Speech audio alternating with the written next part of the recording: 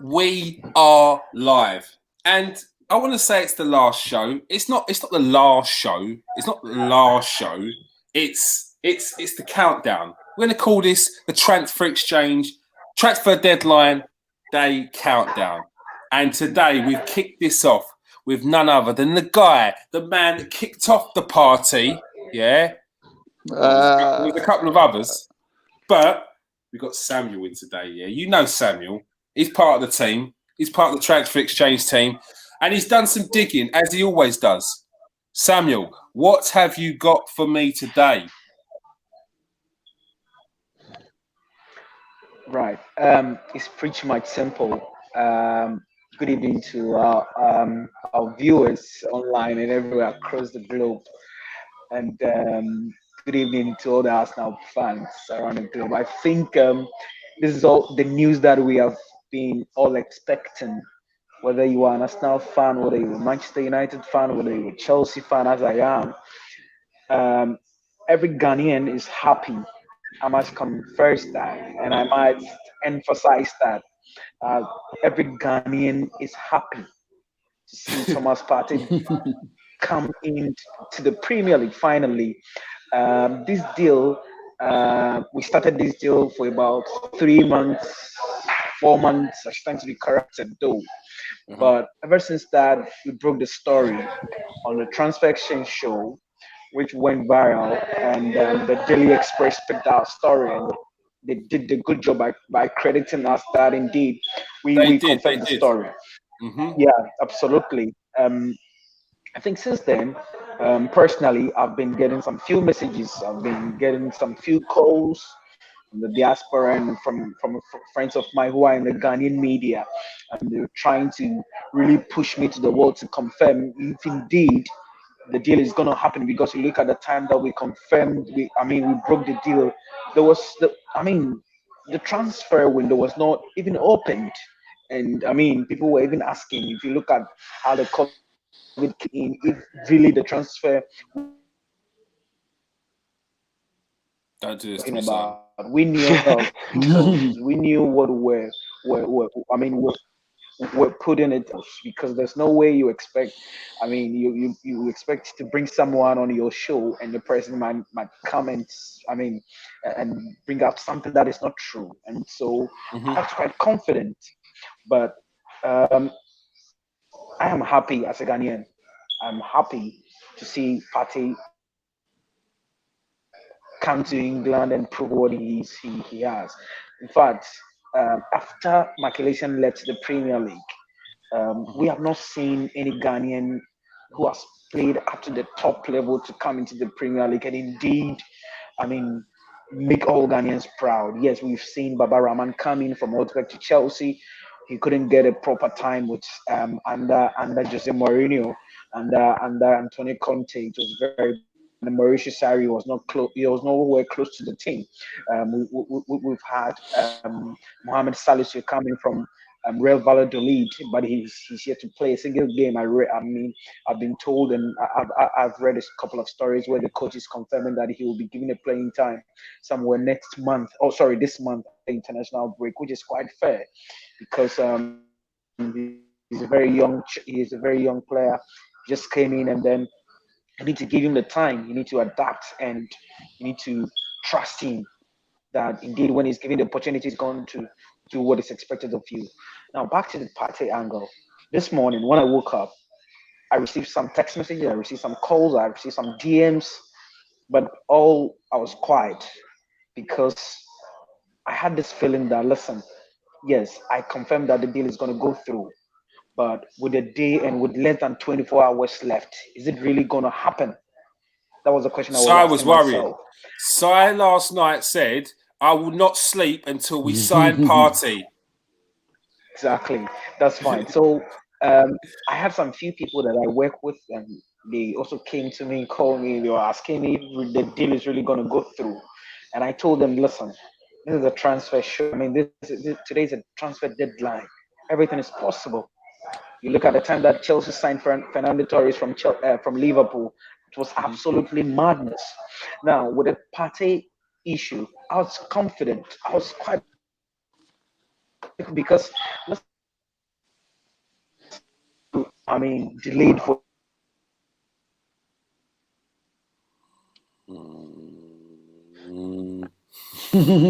Si's heart is breaking right now.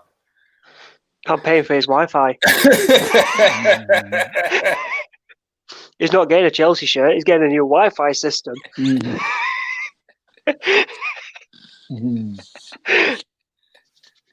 he comes. Great. There he is. Great. There we go. Great. Great. So what I was saying was that the reason why the Partey deal kept a bit delaying was that Arsenal were interested in Aouar. Now remember, I mean,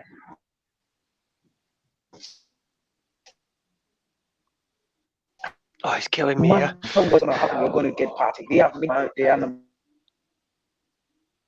going to happen. They were going to get Partey to come on board. Now, when they decided to go in for Aouar, the release clause of Aouar is a bit lower than Partey. So why don't we get in a player who can play similarly to Partey, and let's Partey's deal does not go through. Now, what I have been told was that even whilst they were negotiating with Aouar, while they were with Olympic Lyonnais, they were still talking to the agent and the representative Thomas Partey. So even if they should have bring in Aouar, they were still going to make an effort to bring in Partey. Now, I think the Arsenal board and Arsenal management did a very good job by making sure that now, if the Aouar deal didn't go through, then we need to come back to Partey. And so, regardless, whether £2 million, whether £45 million, they need to bring the player in. And so it was pretty much simple. And so I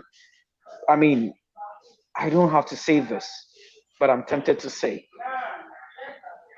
the story is that Arteta was on the phone with Partey last night.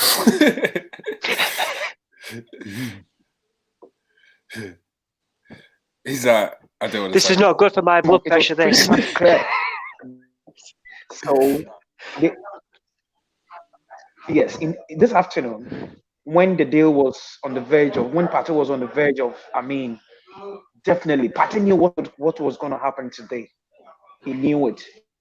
Now, this afternoon, when Atletico Madrid made the effort to get him to sign a new 2-year contract, respectfully, he told them that no. Respectfully, because he knew what was going to happen. And now remember that during the course of our interview, I told you some months back that Partey didn't want to push the deal. He wants us now to come in with the money. Then he can leave, because it was to reach where he has gotten to. And so, Partey was confident that regardless today was being the transfer deadline day, he was going to make the move to Arsenal. He knew what was going to happen. And so when Atletico Madrid tried to push him to get to renew his contract, he knew exactly what was going to happen.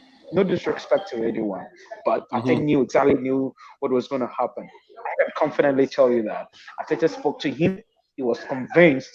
And remember, I told you some months back that Partey wants to be in England.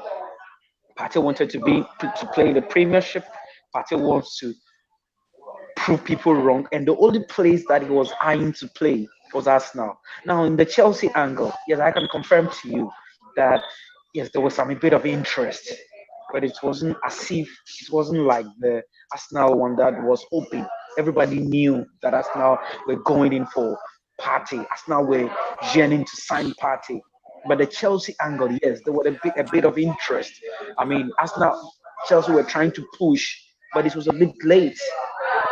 So the time that Chelsea were trying to push, from Friday, Saturday, Sunday, today being Monday, all this while, Arteta was lurking around. And when Arteta spoke to Partey yesterday, everything was closed. Everything was closed. There was no way PSG was coming in. There was no way Manchester United was coming in. There was no way Inter Milan was coming in. The deal was sealed last night. That is the truth. And so, when I woke up this morning, when the call was coming through, when the message was coming through, I knew exactly what was going to happen, despite there being a transfer deadline day. And so, kudos to the Arsenal board, kudos to Mikel Arteta. I know the Arsenal fans are happy, and trust me, I told you that Partey wants to play in the Premier League. play in England, and Partey only wants to play in Arsenal. And here we come, Arsenal now have their man. Well, Samuel, you have made not just Simon happy, Steve happy, but most importantly, me happy. That is the most important one. And I'll tell you what, you've made a lot of Arsenal fans happy as well. There's a lot of people out there. There's a lot of people out there getting a lot of plaudits for uncovering the information that was uncovered. Whether that's Thomas Partey wanting to come to England, whether that was the small details, the intricate details of a deal, which is important, why they would want to come to England, why they would want to come to a specific team. This man here broke that story on our channel. So please give credit to this man here. Don't look at his page and see his numbers and then write him off, which is a lot of people do, disrespectfully. Give him credit for what he's done, because he went out there, he spoke straight to the person. He didn't do no trawling through the internet. He went straight to the source. He went to Partey's agent. And anytime I asked him to go to Partey's agent and ask any questions, Samuel did that without any questions asked and then gave me the information back. Thank you very much, Samuel. He'll be back before we go. Thank you very much. Thank you. No, sometimes I think it just needs to be said, because there's a lot of people out there that's getting plaudits for jumping on a story like now, like as in a week ago, 2 weeks ago, 3 weeks ago, 4 months ago. 4 months ago, we was on this story. Samuel there. And before that, it was Linus Nati. Yeah? So give these two guys here some credit, because they did some absolutely superb work. Thank you very much, Samuel. Appreciate your hard work there, man. Right. Thank you very much. Thank you. Sure. Thank you Fantastic very much. work as well. Very much. Yeah. Yeah. Right. And say thank you to Thomas Partey's PR team for us as well. You know the funny thing. Before I go, let me say this funny thing. This afternoon, I had a call from a colleague of mine in the media, and I was trying to get in touch with the PR team. In fact, I was trying my possible best to talk to him. His line was engaged. And so that was when I knew that, listen, something extraordinary is going to happen. I kept on saying on my Twitter feed that there's a drama going to happen. There was a drama going to happen. Because, and really, I tried several times to get in touch with a gentleman, and his line was engaged. When I was able to get him, he told me, listen, it has not been easy. I didn't ask him anything, but immediately I called him and he said it has not been easy. That was when I realized that, listen, I knew what was going to happen. But immediately he told me that it has not been easy. I knew that, listen, everything was still good. You make sure you send me your phone. You make sure you send me your phone bill. Send me your phone bill and I'll make sure that Simon pays it. Simon will 100% pay that phone bill, mate. Sure. All them times you had to call him. Right. I'll buy you a whole new Wi-Fi system. Samuel, you're a legend. Thank you very much, man. You're a legend. Thanks, Samuel. Thank you, Samuel. You guys have been very, very helpful. Great. Take care and enjoy your night. And you, mate. Keep in touch, mate. Keep in touch. Thank you. Oh, what an absolute great conclusion to a brilliant story. Well, it's not done yet. There's still, as we know, anything can turn. Anything can happen. But it's fully on its way, boys and girls. This guy deserves a lot of credit, like you've already said. It's worth saying again. You know, he deserves a lot of credit. Yeah, because I know what fans are like. And I know that they would go to his page and tell him that he's talking rubbish because his numbers are not up to what you would claim as up to scratch. And that's not all of you. But we're as a fan base, you should maybe get some of our own fans in check sometimes. So when they are getting lippy like that, give them a little nudge, because it's meant to be a community, a family, a fan base. All right. So start acting like it. All right. Yeah.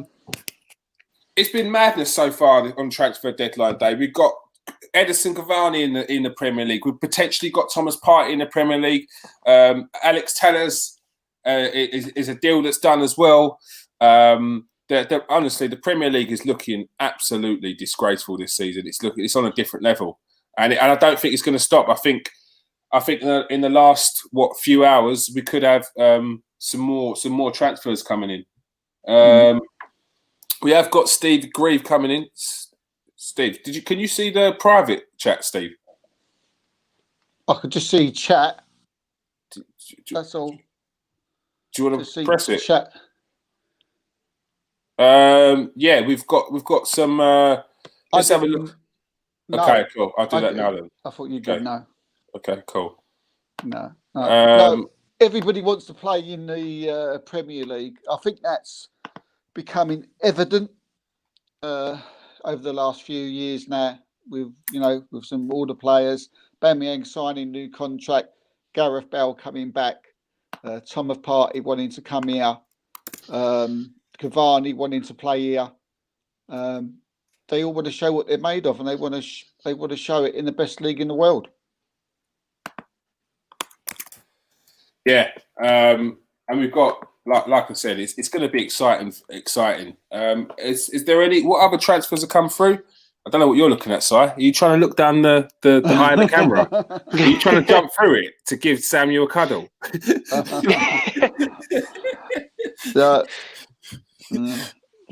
There's not been much since like a couple of hours ago since we came on. The Cavani, the Telles. Has there been any news on the? No, there hasn't, because it's a chain, isn't it? The Tagliafico one and with the Zinchenko and so a little update on the Kolasinac. So the Kolasinac and the Leverkusen one, that one's stalled because Leverkusen can't get rid of the left back that they want to get rid of. It's nothing to do with the deals. I did see something out there that said they can't agree personal terms. That's nonsense. Okay, I'm going in hard now. That's absolute nonsense. Personal terms were agreed previously, which is why the deal's got to this stage now. Otherwise, it wouldn't. There's no way personal terms was stopping this deal. Initially, Arsenal had the price, which was a little bit too high for Leverkusen. That price was slightly brought down. Once I said, personal terms weren't an issue. The thing that was stopping it is Leverkusen can't get rid of their left back. So Kolasinac potentially will be staying at Arsenal at the moment. Yeah. It stops a lot of other things though as well. I spoke to my Man City man about 30 minutes ago, and he's just sitting there with his feet up, and he just said there's too many things that ain't happening that's stopping Man City to get what they want.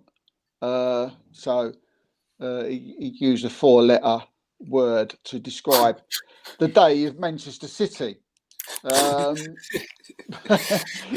So when I said to him, "Do you want to come on?" he said, "I'm not in the mood." But it's and he also said one of them is your fault. So saying it's my fault. That means it's Kolasinac, doesn't it? Yeah. That means they wanted Zinchenko to Arsenal. It's the merry-go-round. It's Tagliafico taking from them. It's a chain. It's what happens. Mustafi, they're trying to get Mustafi out,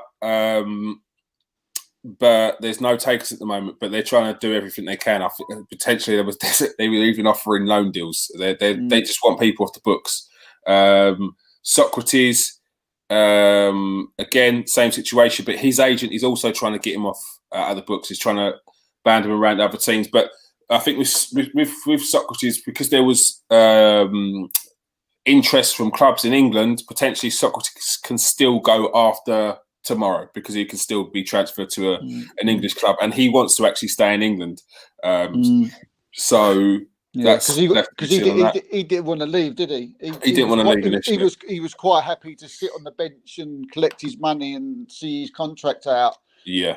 So I think that's the reason why the only chance really we'd have with him is if he did stay in England, if a club did pick him up from England. But it's not looking too good at the moment. No, it's not. Who else is doing deals at the moment? What else have we got? We've got. Obviously, Spurs are in the process. Spurs are in the process of buying a centre back. Oh yeah, Swansea. So we was talking earlier, weren't we, with Jamie and Abby, both saying about centre backs, and all of a sudden, Spurs look like they're buying a. I did say, you never know because it's. I did say you never know because you could potentially anything can come up. So and to not get a centre back and try and go through the whole season without bringing in one in is a tall ask. A couple of players that have been brought into the Premier League. We've actually got one of our guys to give you the 411 on what they're about. Oh, I'm not having this. I'm not having this. As if by magic, it's Jerome Marks. How you doing, Jerome? Hello, fellas. How's it going? Hello, Jerome. You good? Hello. Yeah, all good. All good. It's been a bit of a mad day, isn't it? It went from 0 to 100, and now it seems to like it's just on a steady rise till we get to that point again. Till we get another peak. Now's the calm before the storm, isn't it? Just before it gets super busy at the end. I think it is. A couple of players that have come in. I did say we'd ask you about them today. Southampton signed a midfielder called Ibrahima Diallo. I really like the look of him. I think for 13.2 million or something like that, they paid for him. I think they've got a bit of a half, or on paper, a half decent buy. Whether he can cut it in the Premier League is another thing, but I think he looks like a real prospect. Yeah, you're a big fan, aren't you, of his? I am. Of this guy, yeah. Yeah. God, what did they pay? 13 million, Southampton? 13 million. I mean, what does 13 million get you nowadays? Doesn't get you anything, not even a Twix bar, mate. Nah. Anything. Some people have made some ridiculous prices, haven't they? Like with Doherty, 15, Diallo. Yeah. What did you say Diallo was? 13 mil. Yeah. Talas, that was about 15 as well. Oh, they didn't pay the full 20 on that? They did. No, I don't think so. Oh. No. Yeah, it's not bad. It's not a bad price for someone who scored 20. How many goals did he score? 20 plus goals last season, or contributed to 20 plus goals. Yeah. A lot. They're building a little side there, aren't they, Southampton now this window, especially if they get Theo Walcott in. They've got him. Diallo. Got him. Is it a season-long line on that one? That's what I showed you. Oh, right. Was that a season-long line, that one? I was saying that must have been the longest medical in transfer deadline day history. That one. that went up at 10 o'clock this morning, and until just 5 minutes before I came on here tonight, they were still doing the medical. So God knows what they was doing to him. Yeah. All right. Let's answer a couple of questions as well. I know you've got some questions for us. Try not to make them all Arsenal. I know this whole thing is not going to be all Arsenal.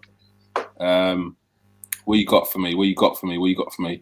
I'm hearing there's discussions with Leon over Aouar. We might have to apply to Premier League for extension. I heard something on Aouar. I wouldn't get too excited. Like just I wouldn't get too excited because there's no point in getting excited about that right now.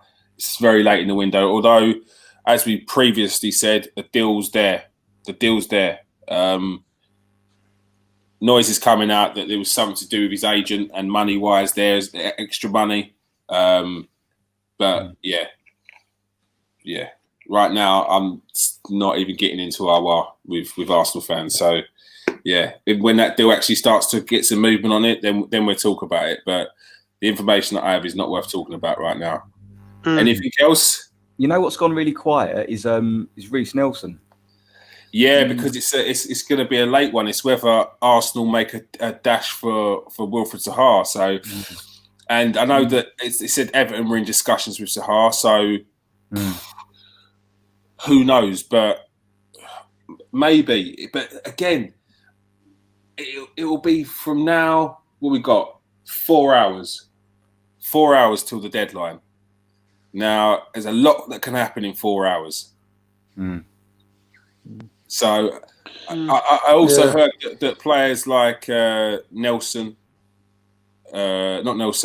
could be going on loan. I heard a rumour about West Brom. So who knows? See, Crystal Palace could do with someone like Reece Nelson on a loan. Yeah, well, is there anything that's gone through with regards to?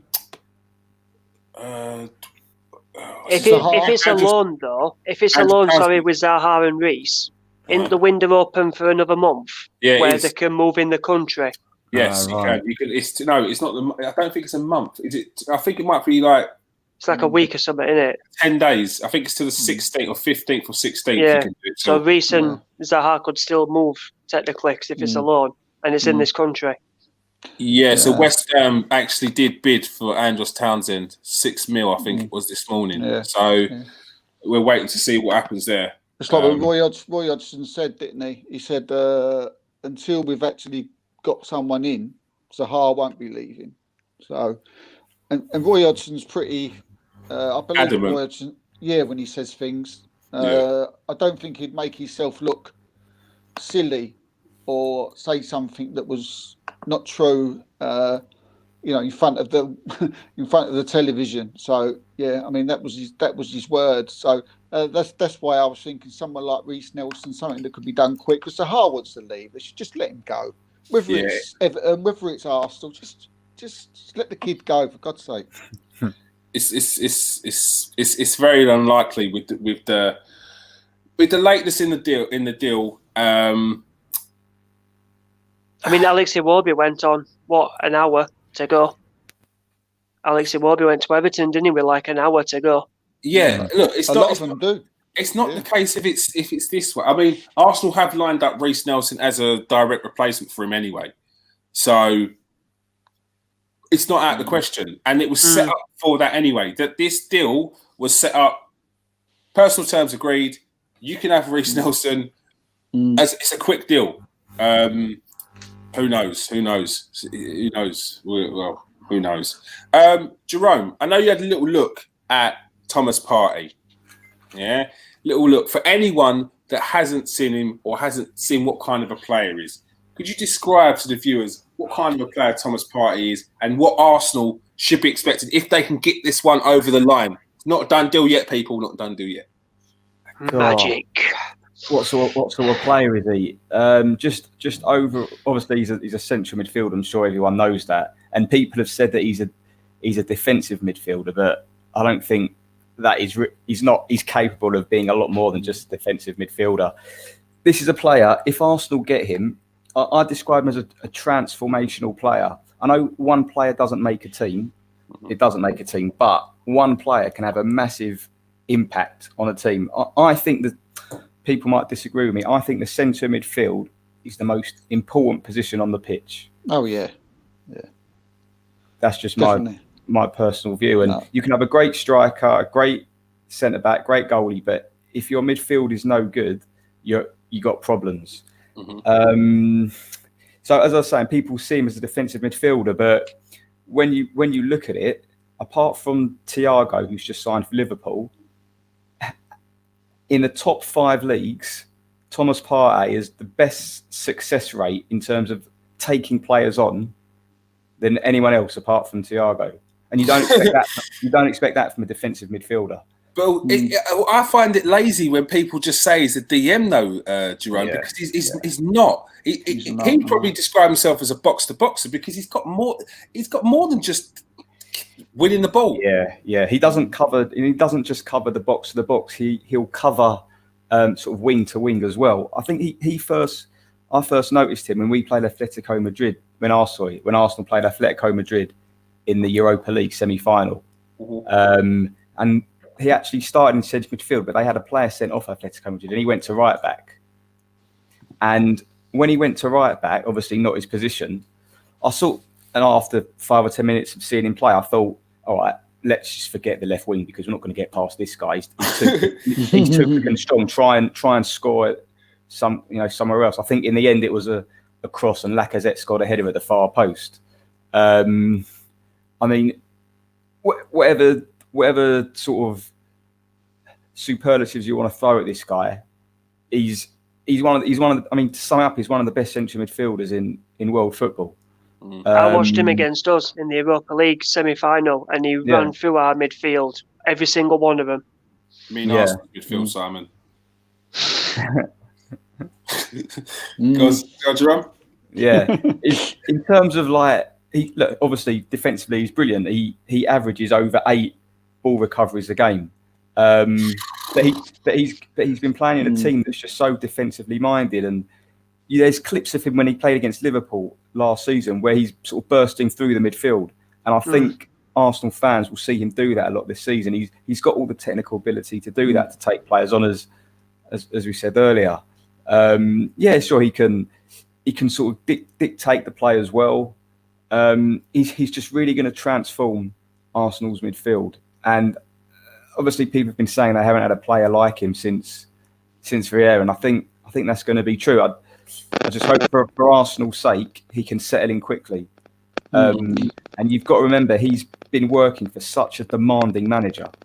I mean, they don't get more demanding than Simeone, So he might bring his own discipline. So he's going to be ready for Arteta. Do you know what I mean? If he can handle Simeone, he'd be ready for Arteta. Yeah, I mean, he's worked his nuts off at Atletico Madrid. So not that that's all he knows, but like he's comfortable doing that. So that's not going to be a problem for him. Sort of adapting to English football and the physical side of it shouldn't be an issue for him. So, Jerome, what do you think Arteta will ask him to do? Will he sit with a 2, with a flair player in front? What will we ask him to do? Midfield 3. It all depends what formation Arteta plays. He can. He's so good. He can play in a 2 with maybe Ceballos, or he can play with a 3. He'll obviously be one of the, people call it a double pivot, don't they? Where there's sort of two midfielders that sit, and then the rest of the team manages itself around them. I don't think Arteta is going to do what Emery did to Torreira and play him as a number 10. No. Although he has played that for Ghana, but Ghana's striking options are pretty low. So not saying they're not good players, they just don't have many strikers. So they've played him as a number 10 as well. But it will be really interesting. Is he similar to like a Ramsey, Jerome? Would he do that type of job? I think he's got more of an expansive passing range than Ramsey. Yeah, he's much more mobile. He's better. He'll get around the pitch. I don't think he's going to hold on to the ball for too long. I think he'll get the ball and he'll try and release it forward quickly, which isn't something that the Arsenal centre midfield players really do at the moment. I mean, if you look at Xhaka, takes forever on the ball. Ceballos likes loads of touches. Obviously, Guendouzi, who's gone, is constantly, takes loads of touches. Whereas this guy, he'll get the ball and it'll be like, play it straight away. Yeah. I think two touch. I think he'll speed up Arsenal midfield. Yeah, which is something that the Arsenal fans, they get tired, don't they, of sort of the slow, no tempo. I think he'll really speed up Arsenal's play. He'll make them a much more dangerous team. Because if you're playing quickly, it's harder to defend against. Yeah, well, the team's going in a new direction, so you need players to do that. To get the old players to be able to do that is different. You're asking them to do something they're not used to doing. They've got to retrain them, or it's not their game. So you have to bring in players to do them jobs. Whether them old players will stay, who knows? They'll probably work together, balance different kind of play. I mean, all I know is from seeing a Man City team, which I'm going off of with Arteta, it's a big squad. You have quality on the bench, you have quality in the first team, and I can see that being built at Arsenal. It seems like it's going to be taking a long time because the players are trying to get the players out. But you've got to understand, come this time next year, three of them players are released on a free. You probably got more suitors for the others, so you've got rid of this. You've got rid of some of that. So it's the work in progress, which is really good. It's excellent, obviously, for Arsenal. It's excellent that Partey signs, but if he signs, he will notice a big difference when he doesn't play. Yeah, I know what you mean. What I was saying earlier on, Jerome, I was speaking to Abby and Jamie, and we were saying that the players that don't do what we want them to do, all of a sudden they've now became good players again. Like Sergio Aurier for once. I mean, he was hated by Spurs fans, and now he's turned into a different player because they've had different players come in. Yeah. Even like one player like that, right. and think the players like that, and in Dundee, who Simon mentioned while we was talking, all of a sudden now he's stepped up again. If he can come in and make those players better, do you think he's capable of doing that?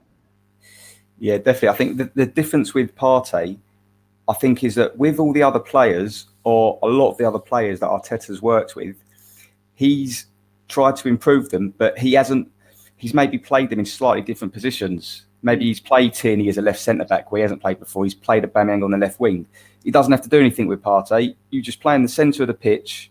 He'll give him a job to do. He doesn't have to, not re-coach him, but give him maybe all these different directions that he's never had before.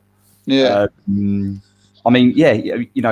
Arsenal fans always say, don't they, that he's done such amazing work, Arteta, with some of the crap players that, Arsenal fans can't wait until he gets hold of a really, a world-class player and see what he does with him. The one thing as well with obviously it looks like it's not happening or anything can happen. You could even play Ozil still in that midfield with Partey and Ceballos, or Partey and Xhaka, basically. Yeah, he does. He transforms that midfield because of the athleticism he's got, which none of the other current Arsenal centre midfielders have got. It means you can maybe play someone that maybe isn't as athletic, and he can sort of cover for them. It won't make much of a difference. But we'll see. It's going to be very interesting to see who Arteta partners him with. Yeah. It will be. Yeah, and I wouldn't write off any more signings at the moment for Arsenal. But like we said, players need to go out. And if they don't get him in this window, trust me, January transfer window will be another exciting time for Arsenal fans. Even just the whole situation that we're getting into now, where they're going to try and bring in players. Jonathan, I know what you're saying. There's quite a few reports out there, mate. But as you can understand, I want concrete before I even speak about it. Because I just got another message, which it confirmed it. It just confirmed it. I just got another message, but I ain't. Give us a clue. No, can I mute the rest of them? Can I mute everyone else out here? Can I mute the crowd and we have a conversation between ourselves? Yeah. Yes, I just want to let you know. Another player that was brought in by Man United is it Facundo Pellistri? Yeah. What's he saying then, Jerome? Yeah. So he's for those that don't know, he's an 18-year-old from Uruguay. He was actually given his debut by Diego Forlan, who used to play for United. He was the manager of his team in Uruguay.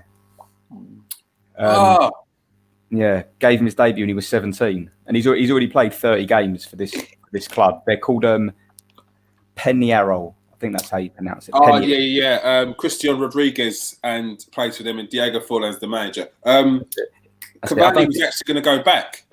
Oh, right. I don't think Forlan's the manager anymore. I think he left earlier this year, but he gave him his debut. The one thing that stands out when you watch him play is he is so quick. He's absolutely lightning. He's a winger that it doesn't seem like he's got lots of tricks, but his ability to dribble at speed is incredible. He just gets away from players so easily, like they're not even there. Yeah. But when he gets fouled, he's one of them. He goes down like and he's got long hair, so the hair flies back and everything. You have to sort that out when you come to England, boy. Yeah. I've just had some messages from a guest. Just want to get my phone. All right. But in terms of an exciting attacking player, he's such an aggressive, forward-thinking player. Hasn't scored a lot of goals. Only scored once in 30 games. But what is he, like a winger? Is he? Yeah, he's he's an attacking forward / winger. He doesn't just hog the touch line. Like he'll dribble a lot inside as well, or he'll collect the ball in field. But just a super aggressive, quick runner, dribbler with the ball. You did a bit on Ahmed Traore as well, didn't you, previously? Yeah. So Man United have got him as well. So the prospect of having one on each wing could be quite devastating in the future, maybe. Yeah, I guess so. I mean, I think these guys that they've just bought, they are planning for the future, because you've obviously got normally Rashford normally plays on one of the wings, sometimes Martial, but a couple of lightning players they're buying. With Mason Greenwood as well. I mean, Mason Greenwood, another one. I mean, if you're spending 30 million euros on an 18-year-old, which is what Traore cost, it's a lot of money to have someone. Surely he can't go into the under-23s with that on that. Oh no, on that valuation. So he's got to be sitting on the bench. So I mean, I just hope they don't ruin the future of these kids, and hopefully maybe get them out on loan straight away. Because Traore was already playing first team football. Yes, he could be one of those players, Traore, that he doesn't actually play for United for like 3 or 4 years. You could see him. You could see him doing that though, can't you? With United, yeah, that's what I worry about. When you go to United, like with other big teams, you got to perform. There's no like you can have a couple of bad games. You got to be 8 out of 10 every game. Otherwise, the fans are on your back because you're expected to win every game. You just can't afford to, to be off form. And think like, especially for even a local United fan that knows the youth team, if Traore is to come over here, cost 30 million, and doesn't hit the ground running, you'll have fans. I'm not just saying this is United fans, but you will have fans that will say, "We've got someone in the reserve team that's as good as him. Why are you spending 30 million on him?" And you'll get that things there. So the pressure's already on the kids straight away. Oh, massive pressure. Yeah, it is. So I hope. I mean, Steve, you know about Ahmed Traore. So we were just saying there, top player, but you've got this young Uruguayan that's coming, Traore who's coming, and that in the future potentially you could see one on each wing, which would be devastating. But it'll be a sad tale if they didn't see any game time at all. Yeah, I mean, the kid blew my mind when I was watching it. I just couldn't take my eyes off him. I'd see a couple of videos of him, just went back on them, watched them again, ended up finding a couple of youth games that he played in. Yeah, same here. Just literally in the end, just addicted to him, and was really wanted to, keep an eye on his career and follow it, and just pray that he makes it. So when the stories of the fact that he was going to Manchester United come along, and the fact that we were worse today that he's actually signed for Manchester United, I don't think he can have very good people behind him, because if he did have very good people behind him, I don't think they would be advising him go to Manchester United. It sounds like a thing to me where the agent, has just sort of got this across, got him to go to Manchester United, and he's going to take a large sum of money, and not too worried about Ahmed's career. Unlike Jude Bellingham, for instance, who did the total opposite and did exactly the same thing. But if he does get a chance and to get into that Manchester United side, I mean, the Premiership's going to have some one hell of a player to watch, but I can't see him getting into the side. We was talking to Nathan Ellington early this morning, and he was saying about Cavani and Martial and Rashford, and and where's he going to fit in? He's not going to fit in. Yeah. He's not going to fit in. Yeah. So yeah. And how old is he? He's 18. 18. He might have, See, he might have they'll just stick turned him 9. in. They'll just stick him in under 23s. You can see it Yeah, coming. they will. Yeah, so you've got a £30 million player sitting in the under 23s. Yeah, you can't do that. That's and what was Nathan saying earlier with regards to the expenditure? That they're not good businessmen. They're just overspending on all these players. You spent 30 million on a youth player that could potentially be sitting in the under 23s. Because if you're telling me he's going to get in over Mason Greenwood on the wing, he's not. You can tell him he's going to get over Martial on the wing. It's very unlikely. Plus, he's a very slight football player. He's small. He's got growing to do. Trust me. Yeah. I'm sure he can hold his own, but he has still got growing to do. So, is he adapted to the Premier League yet? Did he need to learn his game before he comes to the Premier League? There's so many different things you need to think about as a young player before you come to England. I mean, look at Daniel James. I mean, he should have just had to look at him to see how he's failed. You know, he's a winger. He's young. He's came from Swansea. They don't play him. Yeah, he was a 2-minute wonder, and now, you know, he's just sitting there waiting to be sold. Really. What are you saying, Jerome? I'm just trying to think. I think it's very rare, unless I'm mistaken, where a club will spend like a significant amount of money on a young player, 20 million, 30 million, and not play him. Yeah. It doesn't really happen. Like who's been bought for like big money and hasn't actually played for that team straight away? It doesn't really happen, does it? Not 30 million, but where does he fit in Man United's team straight away? Doesn't. Because you've just bought Cavani. No. You can say Cavani can sit on the bench and come in when needed. You've got Rashford. You've got Martial. You've got Mason Greenwood. Now, is he coming in to replace as an alternative to Sancho? Is he coming in to be the Sancho figure? I don't know. But for me, I wouldn't have looked at Ahmad Traore and gone, that's a Sancho replacement. Because Sancho's played, 2-3 solid years of men's football, of competitive men's football. Ahmad Traore has played a handful of games in men's football, and he's played a lot of his games in youth football. So that's a massive leap. Yeah. I think someone's mentioned in the comments about like Saliba, but I think Arsenal had every intention of playing Saliba this season, but it just doesn't seem to have worked out so far. Yeah, it's still here. We got to look if it is true, the personal reasons as to why they were talking about Saliba potentially going on loan. Clubs have got to start caring, haven't they, Kieran? Yeah. You know, I mean, I know it's a dog eat dog game, and you know, and people want to buy the best players and the best youngsters, but you know, this is what happens with Barcelona, Real Madrid, Chelsea, Man City. They grab them at these ages, these top superstar youngsters, where they grab them, and they don't nurture them.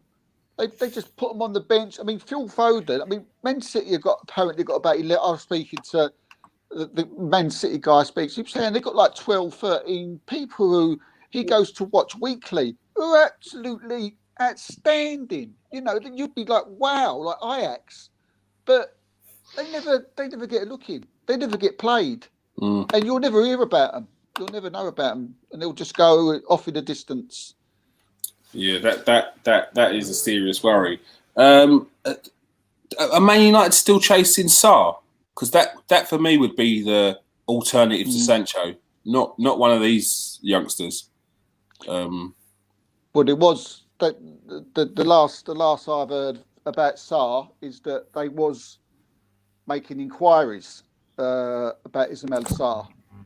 I don't think they'll get anyone now. Oh, really? That was on Sky. No, that was on Sky. It come up in the yellow that Man United were inquiring about Ismail Sarr. But I don't. I can't. I feel it be water. I can't see that one happening. Yeah. Also, you sorry. Go on. Carry on.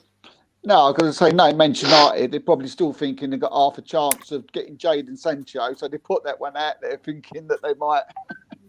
Oh, the old Jadon Sancho saga. I'm pretty sure that was over this morning. yeah. What it was, but you never know in Man United. The Jadon Sancho saga has been over for about 2 months when they refused to pay the money. Yeah, but they'd be like, I'll tell you what, if we make out we're getting Sarr, we're interested in Sarr, maybe they'll, think this, that, and the other. But I don't know. Their negotiation skills, I don't know what you'll think, have been absolutely awful, haven't they? Over Man United in this transfer window, it's been absolutely terrible. Because Man United don't have a transfer. They don't have a strategy. They go in because they are Man United. They go in and everyone knows that they can charge them the most money because they've got the most money. So, yeah. There we go. So that's why. That's why. Sorry, I was just checking the latest transfers going on Sky Sports to see what they're saying. Cavani last minute gamble. Do we think? What are we saying on Cavani, Man United? What's Jerome? What are you saying on Cavani? Good signing, bad signing?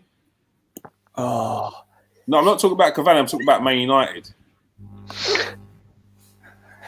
I think he's gone there. He's gone there for basically retirement. Yeah, 290,000 a week. He's gone there for retirement. I want to see how he did last season for PSG. He scored 7 goals, Jerome, last season for PSG. What, in one game or over the whole season? After the reset. After the reset. The whole yeah. There wasn't a reset. There wasn't a reset, was there, in France? Yes, someone mentioned it. It was someone mentioned it today on the show. It might have been one of the. It might have been. I think it was Lee Allinson. I think he mentioned that he'd only scored 7 goals. Sounds about right. Actually, yeah, looks about right. He's still worth 18 million, so it says. He'll find it hard. I mean, his goal scoring record is phenomenal. Yeah, okay. I mean, he'll struggle for room. He's a big name, he will struggle for room. Other teams' defenders will be on them. Look at Aston Villa against Liverpool yesterday. Just isolated, absolutely just took Liverpool's strike force straight out of the way every time with their defence. Didn't give them any space whatsoever. Salah had to make stuff happen himself just to get 2 goals. And then honestly, I don't see Cavani doing much. It's all opinions. Steve, what do you reckon on Cavani? I've always liked Cavani. He was someone I wanted to come to my club, as if people were like, I don't know. But he was someone I wanted to come to my club. When he was at Napoli. Yeah, he was. I wanted someone. I wanted my type of player. It's the same as my type of defender, my type of midfield player, my type of forward. Big, strong, hard, get stuck in. Lets you know you're about. And Cavani definitely does that. And he's a right foot, left foot, scores in the air, gets him where it hurts. If Man United get that Cavani, then they've got a player in their hands. But that's going to be down to Cavani.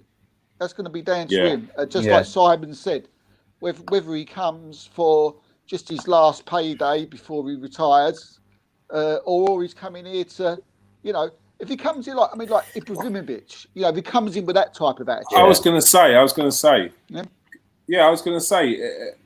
I'm sure people thought that that Ibrahimovic was coming in for his final payday, and then, I mean, he was a masterstroke in the end because he set a mentality. It lifted the team. He scored vital goals. So I mean, if he does that, you can't knock it. You know what? With he's obviously not the long-term answer, but if you ask yourself, is Cavani a better centre forward than Martial? You'd probably say yes. Is he a better centre forward than Rashford? You'd probably say yes. So on the basis of that, it's probably not. It's not obviously the ideal signing. It's not the one that all United fans wanted, but it's probably not too bad when you weigh everything up. Yeah, and I think that's what it is. They needed an actual centre forward, not a forward that can play on the wing, not a pacey. They needed a bully. They needed someone to sit there as a target man who could also drop off, score goals. They needed another Ibrahimovic. They needed a Harry Kane. They needed that a Lewandowski. That's what Man United are. They're that team, and they don't change their identity. They shouldn't, but they need to bring in the right players. And that's what Nathan, that's what Lee, even though they had separate ideas with the manager, the both things they said, which is important, is bringing in the right players. The importance of bringing in the right players, and whether that's the guy at the top. Nathan was saying it was Ollie that seems to be bringing in the right players now, but he's not getting the players that he wants because Ed Woodward's not bringing them through, not getting the deals done. And that's the important thing. Man United should have just, by now, if Alex Ferguson there, would have Harry Kane in their team. They'd have Harry Kane in their team. Mason Greenwood would probably be still sitting in the reserve team, in the reserve league, because he buys for the now. He bought for the now. If you're a youngster and you're good enough to play, you'll play. If you're not, you'll get a last few games at the end of the season to show everyone you're a superstar. And then you could start on the bench the next season. And that's how it was. But it seems to be, it got to a stage with United, it was like, okay, we've got to start bringing these players through. But there needs to be a balance with that as well. You can't just because this kid's got talent, to totally dismiss bringing in anyone for fear that they might stunt their growth. There has to be a little bit of that. But you've got to think about, if you're a top 4 team, you've got to think about the here and now as well. Otherwise, you're going to fall out of that. It's a very fine balance to have. I think Cavani is a sort of like an older version of Kane, isn't he? You know, and I think he's like Cavani is someone who what Manchester United need. They've got the Martial, they've got the Rashford, they've got the Mason Greenwoods, the quick, nippy strikers. To get another one, I think he might prove to be a good balance. It's a stopgap, isn't it? It's a stopgap. Yeah. It's a stopgap. So it's not the worst. It's not the worst deal. I personally think I don't think it's a bad deal. If we're talking about money, it don't even matter. We can band about how much he's getting paid. It's Man United. They've got the most expensive goalkeeper on the planet, and they've got probably the most expensive reserve goalkeeper on the planet. So Man United aren't short of money. It's Man United. So we shouldn't be thinking about how much they're spending on their players, because it's insignificant. It doesn't make any difference to us. It's whether he does it on the pitch that's important. Yeah. So they might do a swap next summer. Cavani for plus money for Harry Kane. Yeah, that'd be a dream one for you and your team banter. Kane's stock might start going up again now. You know, well, he's hit form again, isn't he? I think it will. Yeah, we was talking a little while ago, weren't we? And we was thinking, buy him now, quick, sell him, because he just seems to be going down and down and down. But the start of this season, since the new players have come in, like I said to Jamie, it seems like the new players that they've bought have given the players who are off form. A lift. That's the thing. Players, if you're bringing in players, if you're a player in the team, and you're seeing a new manager bringing players at the rate that he's bringing them in, you will be thinking to yourself, I need to be on my toes here, because I could be one of these players being replaced now, and I actually like where I am. I like this club. I like playing it. And when you see players like Gareth Bale, you'll be like, I want to stay here. So I'm going to make sure I'm on the top of my game as well, because I want to play with Gareth Bale. Now I think really with things, people from the outside are going, rah, Gareth Bale's back. I want to play for them. So bringing in someone like Gareth Bale will bring such a lift on so many different levels. It's unbelievable. It's so important. It's the same situation as Arsenal signing Aubameyang on an extension. Players from the outside will go, all right, they're keeping Aubameyang. Now I'm thinking about it. And it's the same with Man City. They faltered last year. What do they go and do? They go, bang, we need defenders. Ruben Diaz, one of the best in Europe, best up and coming in Europe. Boom, we'll go and buy Ferran Torres, one of the best up and coming youngsters in Europe, and it's things like that. It's when people see you're making like power plays, they want to be involved in it. Vinicius. I know, Jerome, you've done the player profile earlier on. Would he push Kane? Can he push Kane? If he got in, could he stay in? No, I don't think so. I don't think he's not backup, isn't he? Yeah, he's not good enough to compete with Kane for the first. He's the golden boy, isn't he? Yeah. Yeah. He knows that. They know that. They like that situation. Although they want to say they want to bring in, and they don't want to tip the tree. They don't want to upset anyone. No. They want. Kane needs to know. Kane thrives off being that main man. He loves that. He loves being the main man. Who knows that competition would be good for him? Maybe he just he needs that backup. I bet Mourinho's had a whisper in Vinicius' ear, though, hasn't he? You know, to say like, look, 100%. You get in, son.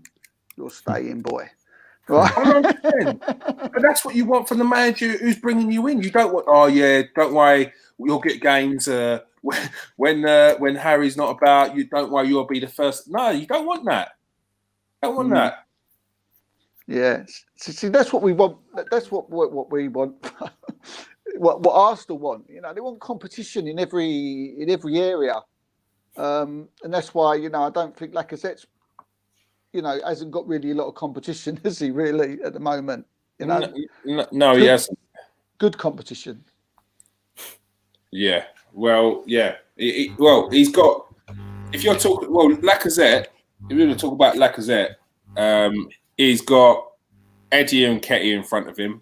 He should have Aubameyang in front of him, but it's not Aubameyang. It's youngsters again, and that's where when we're talking about the likes of potentially Wilfried Zaha, or we're talking about Dembele, or we're talking about any other winger that Arsenal have been linked with, and people would say, why are we linked with them? We've got Saka. Well, Saka's just like 19 years of age, and you can't run him ragged for 40 to 50 games a season. He's learning the game still. He's learning the game. He's got so much to learn, and he could learn off of players like Zaha, Dembele. Like, that's what you want in your club. You don't want these kids to be like having to just do it all themselves. You want them to be able to look up to someone and go, "Rah, I've got to learn this, or I've got to learn that to get into the team. I've got to keep doing this, or I've got to be on that level. I've got to learn this new skill to get into the team over him." Not, I'm in the team next week. Who's around me? Old Joe from the youth team's looking good, but he's not going to be in for a couple of years at least. Like, that's no good. You've got to get this competitive nature again. This softy approach of no competition. I grew up in competition, huh? Look, nothing wrong with me. It's got to be done. Yeah. So I think Martinelli's probably got more chance of giving Lacazette competition than Eddie. I think. No, I think if Martinelli wasn't injured, I think Lacazette would have been gone this window. Yeah, you reckon he'd be gone? Yeah. What if you think if Martinelli? If Martinelli was fit now, I don't think Lacazette would still be here.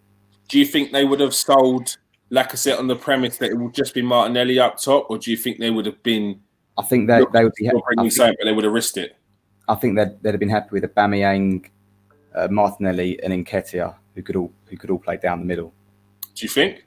That's what I think. Yeah. All right. What do I know? It's just, my mate. No, that's what we're here for. We're here for opinions. I think they're. I don't think you're wrong. I think what they would look to do is bolster that wing.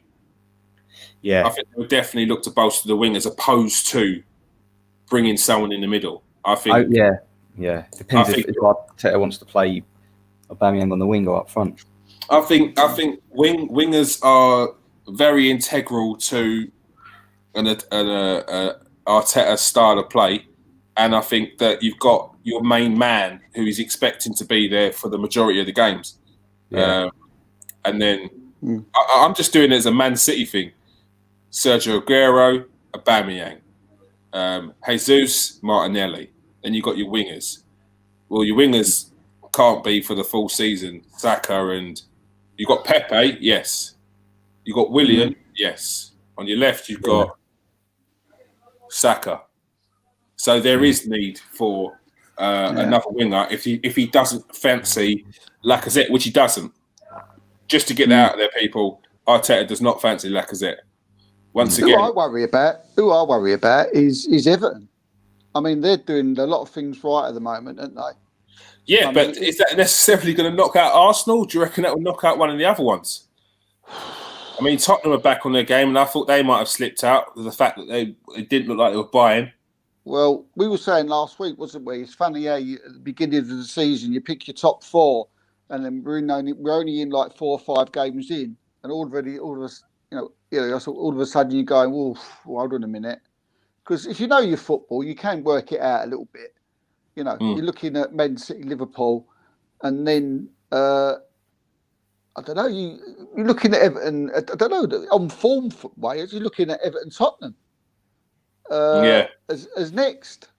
But yeah, I think. I mean, have Everton done the best business so far?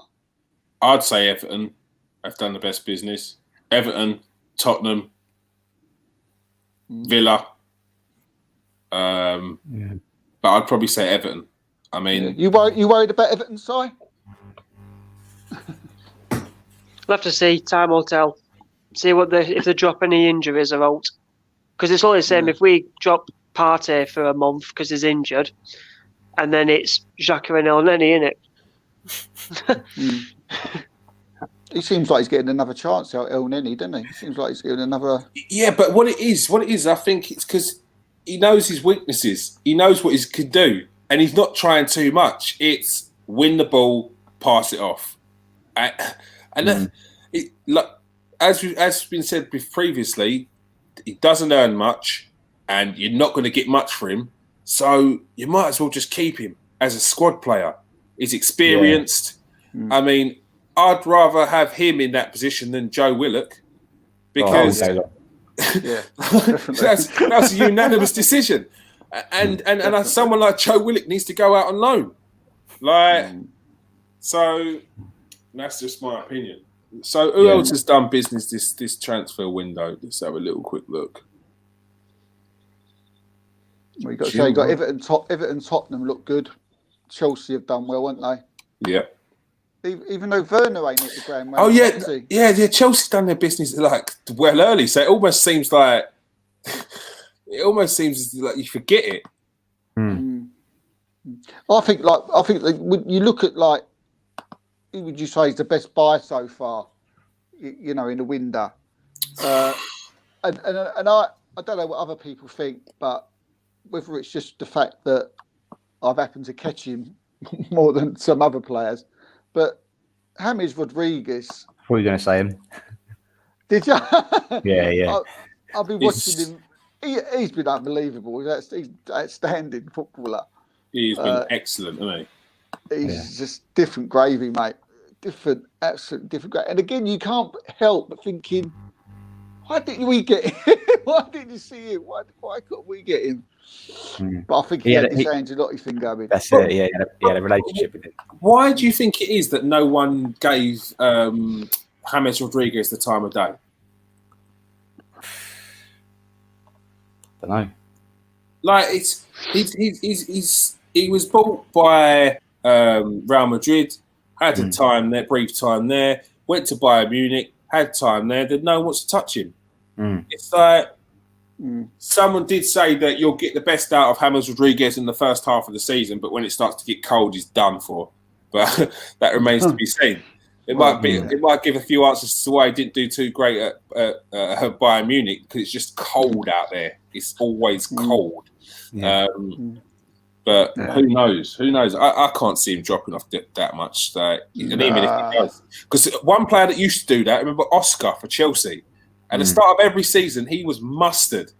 Yeah. After Christmas, done for. And then even I think Jose Mourinho actually came out and said, "Yeah. Once it gets to the winter, mate, you don't play. Too cold." Sorry, you're the money man. What's he earning now, Rodriguez? Was it 200,000 a week? Or did they? I know there was a lot of problems with the wages, wasn't there? Well, not a lot of problems, but there was that was the stumbling block, wasn't there, to getting him? You know. Yeah, I don't think he would have. I don't think. No offense to Everton, but I don't think he would have gone there if he wasn't being looked after. No. Well, he's looking after them now, isn't he? Though, just spraying balls and being an absolute magician. Also, you can tell he's good because he's keeping Iwobi out of the team. Yeah, because you've got to be a well-beaten to do that. £40 million has got to be the greatest deal in Arsenal's history, isn't it? But what he's done again, like I was saying, with our players that come in, turn players who into different something else. And Rodriguez has come in, and Calvert-Lewin has all of a sudden turned into this incredible, lethal striker. When before he used to get the odd goal, once in a blue moon. All right, we've got an update from Alan Moore. Zhubia is 100% not moving in this window. He's joined the Russian team in Moscow this evening. We'll look into next summer. Has a release clause of €6 million. Thank you very much, Alan. And another update from also a potential move in Europe, rumoured to Germany. Our man Sada. He's dead in the water. Zenit tried to sell him, but nobody would match his $5 million asking price. What? This guy Alan was talking him up, and I can't believe that someone like in the Premier League, if Arsenal were looking at him, how is someone in the Premier League like West Brom or someone that's struggling for a striker hasn't got him? €5 million euros or dollars. That's nothing. Absolutely nothing. Yeah, West Brom, again, before we come on, West Brom come up on Sky that they're interested in that player that we mentioned tonight, Carlin Grant. Yeah. They actually have made inquiries about him. So, oh, really? I heard old Carvel say something about that. So that'd be interesting. Jack Wilshere said his contract terminated from West Ham. Ooh. Yeah. Ooh. Yeah. Without a club. Without a club, Mr. Jack Wilshere. Wesley Hoot has joined Lazio on a season-long loan, and I think that's that was the one they signed instead of Mustafi potentially. Yep. Another little quick shout out to Alan Moore. He was on the breakfast show this morning. I could say the breakfast show because it's the first show that I did, and it was around breakfast time. It makes me sound like a bit of a G there. I can't lie. He was on the breakfast show this morning. Great host on Russia's only English-speaking channel, 105.3 Capital FM. Which you can find a transfer exchange, so would be ideal for anyone in the Premier League. There we go. It's speaking about Sada. Would be ideal for anyone in the Premier League, but he's lost form, picked up a couple of injuries. Would be perfect to blossom in England. If anyone hasn't seen has to be one of the greatest pod interviews I've done, it's with Alan Moore, Russian expert. It's not just about football. It ends up being the stories that Alan tells is brilliant. Yeah. Simon, our clubian experts just text me and said, "How do you want to do this?" Which I'm a bit worried about what that means. Have you sent him the link? Steve, if you send him the link, I got no. Have you said? Yeah, I can go and do that. You ready for him? Ready for him now? Are you? Yeah, you could just jump in. I mean, he's going to give us. I can send him the link. Yeah, send him the link. Yeah. Send him the link. I'll jump out because I've only got 15% battery at the minute. All right, cool. All right, mate. Cool. All right. See you in a bit. See you in a bit, mate.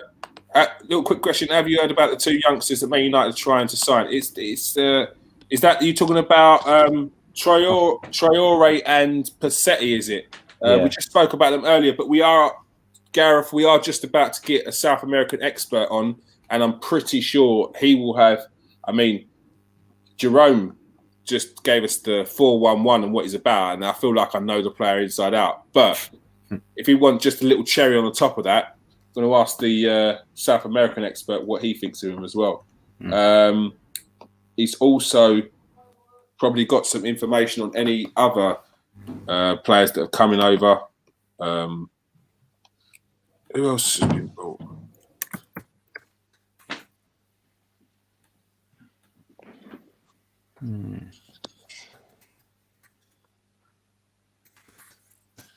All right. Who else? What's going on now quickly in the transfer market?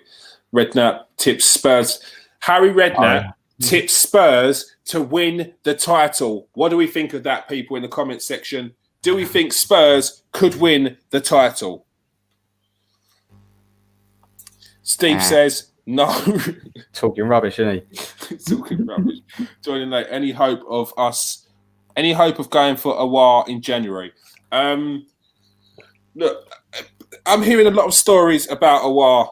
I'm hearing a lot of contrasting stories. So before I can even comment, Goodwin, on the Awar situation, I need to speak to my people and see what they're all saying, because I'm hearing a lot of stories about the whole situation, which is just, it all contradicts itself. So, and it massively contradicts itself to what happened over the weekend.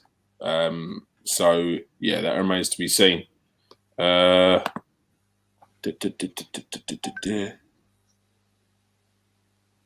Garcia, just over 2 hours left for Barcelona to up their bid for Eric Garcia. Reports in Spain say negotiations over a 15.4 million deal plus add-ons was rejected by Manchester City, but at this end, City are not completely ruling out a deal.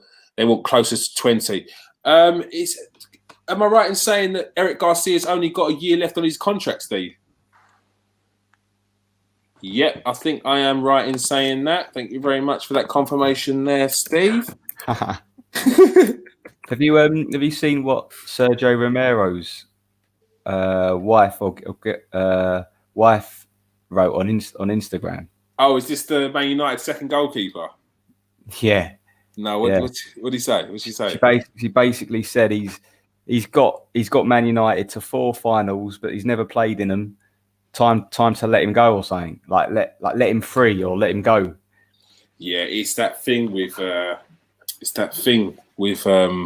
second goalkeepers, isn't it? If their clubs don't want to let them go, if they're like really good. So, but yeah. It's only fair that I think with second goalkeepers, if they are trying to push for a first team spot and they get to the point where they want game time, you got to let them go. Yeah, he's third choice now as well, isn't he? He's third choice. Oh yeah, Dean Henderson. They've got to let him go. Yeah, they've got to let him go. He's the Argentinian number 1. It's the Argentinian, and Emi Martinez wants it, which is why he went, because he was battling for number 1 against the 2 number 2s battling for number 1. Yeah, it's madness. That's it. All sorted, Steve. No, Steve can't hear me. Until Spurs winning a trophy is laughable itself. Winning the Premier League, Harry's kissing it in his old age. This is a new lingo I'm not used to. What with their defence? Yeah, I think their defence needs work. But look, if anyone can park 11 players behind the ball to stop you from winning the game, it's Jose Mourinho. Jose Mourinho is he knows how to win things. He knows how to win things ugly, and Tottenham just need to win stuff. So look, I think I wouldn't write off Tottenham for anything this season. It's just about we'll be able to see where everyone is come around Christmas to see what's going on by then. Everything all right, Steve? Yeah, I've just texted him. I just said click on it when you're ready. Marie says hi. Hope you're having a good transfer deadline day. She's just going. Yeah, it'll be nicer. It'll be nicer to get some of these deals over the line. And Joan just texted me and said he's still waiting. What? Oh yeah, this is exclusive. Joan Luque, former Barcelona player, is currently looking for a club, and he was on with us earlier on. he was actually in his car waiting for the phone call for the club, so he could nip down and have a medical, which was madness. Like we've got it from all ends today, and yeah, Joe Enrique is currently looking for a club. Top guy. We're definitely going to get him on again. Got plenty of stories. Yeah, there's a good interview today, so go and check it out. It's out now. Obviously not now, but like check it out after we've done with this. So yeah, soon, very soon, we're going to have a South American expert, Simon Edwards, on. He's going to come on for about 20 minutes, isn't it, Steve? Just discuss a few things that are happening in South America with regards to transfers. Maybe be able to ask him a couple of questions on some. If you've got any South American players out there, people you want to ask questions about, jump in the comment section. I'm talking from all over Europe. Players in South America that you think clubs might buy, ask them how good they are. Feel free to jump in, boys and girls. Ask questions away. Get them prepared for when he does come in, because his knowledge is exceptional. I mean, Liverpool haven't done much this winter, haven't they? They've bought Thiago. Is a lot of people were saying, "Oh yeah, champions Liverpool." So, do you feel still the same? Do we still feel the same? Well, you know, they're only human. They conceded 7 goals yesterday. That's uncalled of in a Jurgen Klopp team. You know what's weird is that when Adrian was at West Ham, he was considered like quite a good keeper, I think. Oh, was Adrian in goal yesterday? Yeah. Oh, that's why. I said this the other day. If they lose Alisson is out of goal, bang, completely different. Yeah. Jordan, is that will do for me? Like you're going to come up with some South American players you're going to throw in there and ask some questions about, yeah? Like I said, would have still missed that one against Alisson now, but he's still having nightmares about them 2 misses now, isn't he? I think he knew. He knew there and then. He was like, that was me. That was me. Every time the camera went on him after he got substituted, he had like his Mac over his head like that, like this. Yeah, because he wanted the ground to swallow him up. Yeah, because that could have changed the game. That it was 2-1 at the time. It was 2-1. 2-1. Yeah. So yeah. Sorry if you've already mentioned this, but Joe Willock's brother, Chris Willock's gone to QPR. Oh no, right. I think that was yesterday. That was like in the pipeline, but it hadn't been confirmed yet. Yeah, all confirmed. Yeah. All right, all confirmed. Joe Willock. Harry Redknapp has said Ruben Loftus-Cheek discussed a potential move to Fulham. 150 grand a week. Ruben Loftus-Cheek is on 150 grand a week. Dundee United have signed Mark McNulty on a season-long loan from Reading. Well, we could have had a word with Stevie about that. We could have had an exclusive there from Stevie Grieve. He's actually just sent me a message.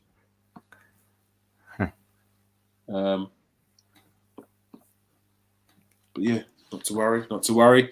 150 grand a week for Ruben Loftus-Cheek. What's going on with football these days, boys? 150 grand a week for Loftus-Cheek. That's ridiculous. I mean, we was moaning about Lacazette being on 180. Oh, and we got Simon Edwards here. Hello, Simon. How you doing? Yeah, not bad. How's everyone doing over there? All right, hello, Simon. We're all good. How is the transfer market over there with you guys over in the South America?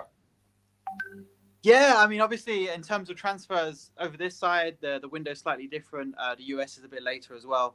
But yeah, I mean, obviously, people paying attention to what's happening over there in the UK, and obviously a few Uruguayans moving, which has caught some attention over here. Yeah. One of the youngster ones was just speaking about earlier on. What was his name? His name was Facundo Palisti. Could you tell us a little bit about him? I know Jerome had a little say about him earlier on. What do you think of him? Is he right for the Premier League? Yeah, he would do fine. I mean, people had questions about James Rodriguez's physicality, and he hasn't run yet, but he doesn't. No, I have no concerns. Plus, he's Uruguayan. You know, Uruguayans are so tough. People say, you know, is he gonna hack it on a wet and windy night in Stoke? Maybe if I go to Montevideo and get you know, a boot in your chest, because that's proper over there. That's true. So I don't think some tight Burnley marking is going to upset him on a corner. In terms of his style of play, he can play a few different positions. He's very elegant. He moves across the ground. He glides across the ground. He's not explosively quick, but he's very he glides. You see a crowd of defenders. You see him just slide through them. He moves quite quick without being explosively powerfully quick. He won't go on the outside, but he'll cut inside and he'll come. I mean, in terms of style of play, I mean, again, not to be ridiculous, but his style of play is most closely comparable to Messi in terms of a wide forward who'll come inside, very good at dribbling in tight areas. So look, he's a good player. He hasn't had a great impact in terms of goals and assists so far, but he's always made things happen for Peñarol. Yeah. So he'll draw defenders to him with 2 or 3 players, play it off simply. He's very collective. He can play. He's often played on the right wing, but he's right-footed, so you could easily play on the left and see him cutting him inside. He could also maybe play as a number 8, a box-to-box role. But yeah, he's only 18 years old. 8 million is a good price. He's got an EU passport, so he can go straight into the squad whenever they're ready. So I think it's a bit of business. Yeah, it's for 8 million as well. So is the market depressed a little bit over there? Are the people getting really good deals because of COVID? Is that the way it was thinking before? Is it gone that way? Yeah, it definitely has. I mean, I think with Pallistri, he had a release clause in his contract for 8 million, which is why the deal was done at that price. But that generally, more broadly, that's definitely the case. I know here in Colombia, 30%, you can get a player for a third of the price he was going for in January. And it depends where your market is. If we're talking giant super clubs, it's still the prices are still pretty high. And Brazilians and Argentines have a premium. But buying out of Uruguay, you're going to get good value, and you're going to get a player who's been prepared since he was 12 years old to move abroad, because they never stay in the Uruguayan league. Yeah. They get trained up and they get prepared from a young age to move abroad. There's a lot of European passports in that country as well. So yeah, they always head to Europe, and generally they do really well. There's no issues with it. They're tough. They're smart. They're well grounded. So yeah, I'm sure we'll do well. Do you think Forlan would have had a word with him, sort of given him sort of a nudge of encouragement, sort of told him what to expect when he goes to Man United? Yeah, well, obviously as well. It looks like I haven't been following the news, but Cavani's done, right? Cavani's done. Cavani's done as well. Yeah. Yeah, so that would definitely help as well, having another Uruguayan there. I'm sure Cavani will appreciate his quality. He's been involved in the youth sides, and I'm sure it'll be useful to have someone to share a mate, one of these South American teas with, and have a barbecue around his house. So yeah, I'm sure. Is that tea with a straw? I'm sure they'll look after each other. There's been a lot of talk about whether Cavani can do it still. Do you think he's still got what it takes to bring something to Manchester United in the Premier League?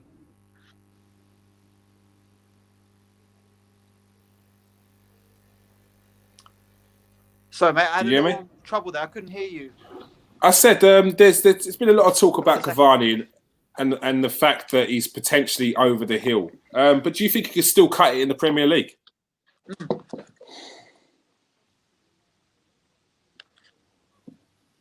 Yeah, look, I think he's going to do all right.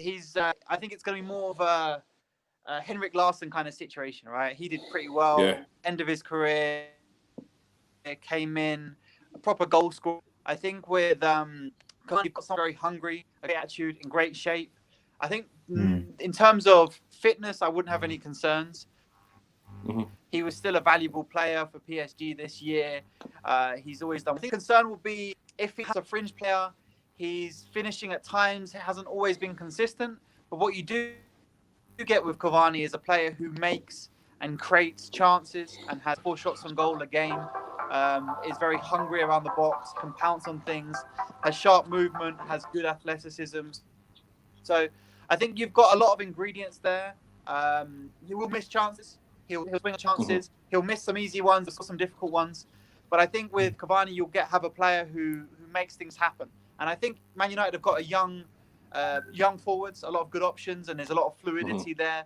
So to have an experienced goal scorer to add into the mix with your Martials, with your Greenwoods, with these Rashfords, these kind of players who are port strong predominantly, number you can put in there and play off with a lot of experience and sharpness around the box. Yeah, I think there's not much to lose really from Man United's perspective on this one. Yeah. Another player that moved since we last spoke, which I knew you was really looking forward to seeing, is Johan Mina. He made his move after not playing for however long for his club, and he finally went to Werder Bremen. Are you looking forward to seeing him hopefully hit the ground running in Germany, in Europe now?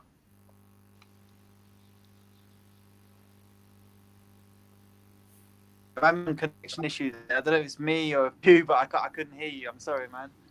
No, I'm just saying. Since we last spoke, Johan Mina's moved to Werder Bremen.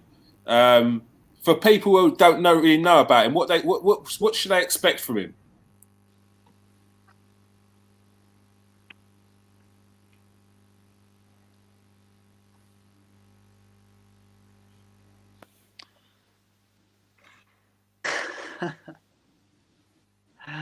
Okay, sorry, man. Can you hear me?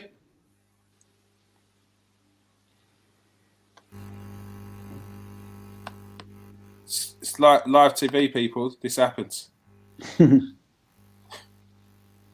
Hold on. Can you hear me, Simon? Maybe if I tilt my head that way, you could hear me more. Yeah, I can hear you just about. Yeah. No way! It actually worked. No, I was just saying. What was the name? Johan Mina. We spoke about him previously, but these guys may not have heard about him. But he made his move to Werder Bremen, didn't he?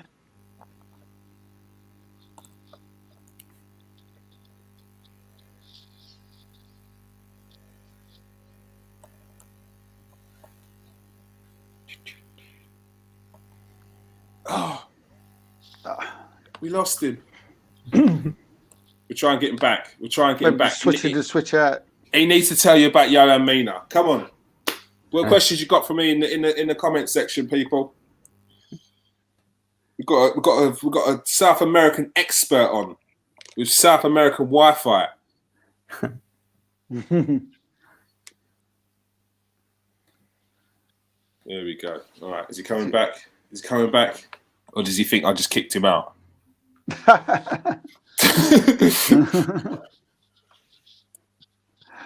If you all go like that, maybe it'd be better. No, how annoying was that? If I turn my head this way, does it work? No, actually, no, it does. Hello, Simon. Is that better? Can you hear me? Yeah, it seems to be better. Yeah. So we talk about Johan Mina, right? Yeah. He's made his move to Werder Bremen. Hopefully he hits the ground running. But for all the guys that don't know about him, what do they have to expect from Johan Mina? Yeah, no, he's a very, very talented player. He's very raw, but a great, skillful player. A lot of balance. Similar. If we're going to throw in Dick's comparisons, I mean, the comparison there would be Neymar. He plays in the hole, very powerful shot, great technique on the ball, for the tricks, for the confidence.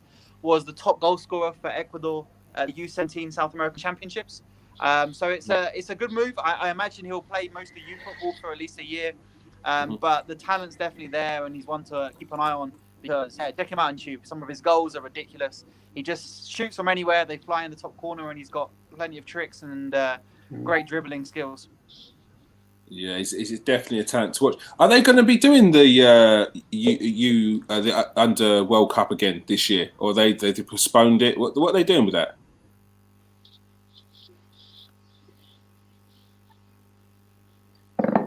Yeah, there's the under 20 South American Championships in February, March, which is going to be a key tournament for identifying South American talent. So that's going to be the point where a lot of European clubs are looking to pick up talent. So I imagine he'll play then as well for Ecuador. So that'll be interesting to watch. It'd be good to see the progression from when they played in the under-18s World Cup the previous year as well. There'd be quite a few of them stars. Yes. Sorry. So what often happens as well, some nations go for these 6'5", 16, 17-year-olds who can score a load of goals at youth level, but making the step up to under-20 football is really key. There's a lot of players who disappear after under-17s. So it's very interesting to see, because sometimes early physical development can get you 25 goals in your local league or in domestic football. But then when everyone starts to catch up, or when that physical development isn't enough and you play against bigger footballers, it can sometimes catch them out. So often U17 is where you can get a long list. You really want to narrow it down at U20 level before you make any real decisions on players. I've got a question in the comment section. Eric Lopez, he's played for Olympia Paraguay. Do you know about him? He's recently moved to Atalanta.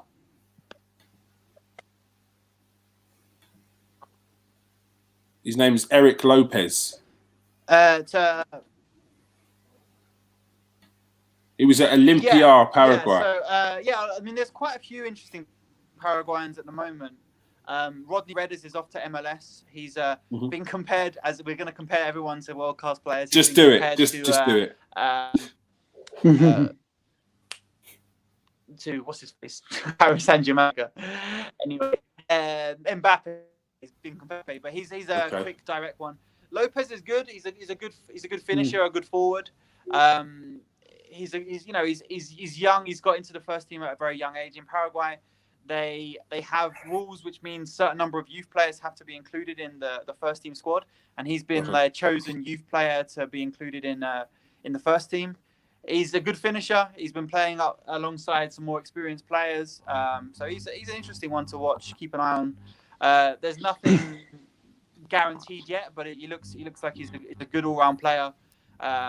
Good finisher, good pace. Yeah, he's one to watch, and he's been progressed as well into the first team already since moving to the US, which is also a positive sign.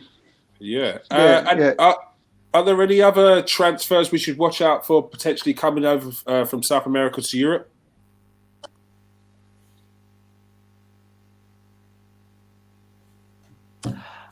It's interesting. Obviously, the work permit is the biggest issue, and that depends a lot. So, for Palestri has an EU port, which opens up a lot of doors. Someone like Cucho Hernandez, who joined Watford a couple of years ago, has had to go on loan to Spain for now 3 years. Same with Peñaranda, who also joined Watford. So it does have a big impact on development, particularly to the English league. I think it's interesting to watch what happens in Scotland over the next couple of years, because Scotland has a lower requirement for South American players in terms of meeting the requirements of an exceptional talent visa. Okay. So I know I've been speaking to teams in Scotland about Scotland as a possible stepping stone to England, taking some 17, 18-year-olds from South America into Scotland, and then showing what they can do, and then moving on to England a year or so later. So that will be interesting to watch what happens with that. But yeah, I mean, there's always links, but England is particularly difficult. You have to be an international, basically, for most South American players to get a move to the Premier League. Yeah, can I ask Simon something? It's we was talking, Simon, just before you come on. We was talking about Armand Traore, who's come over. He's just signed for Manchester United, Iberian footballer, young kid. I mean, do you find that the Colombian youngsters, did you find that they come over and go to the European leagues too early, and maybe they're not looked after as much and told to come?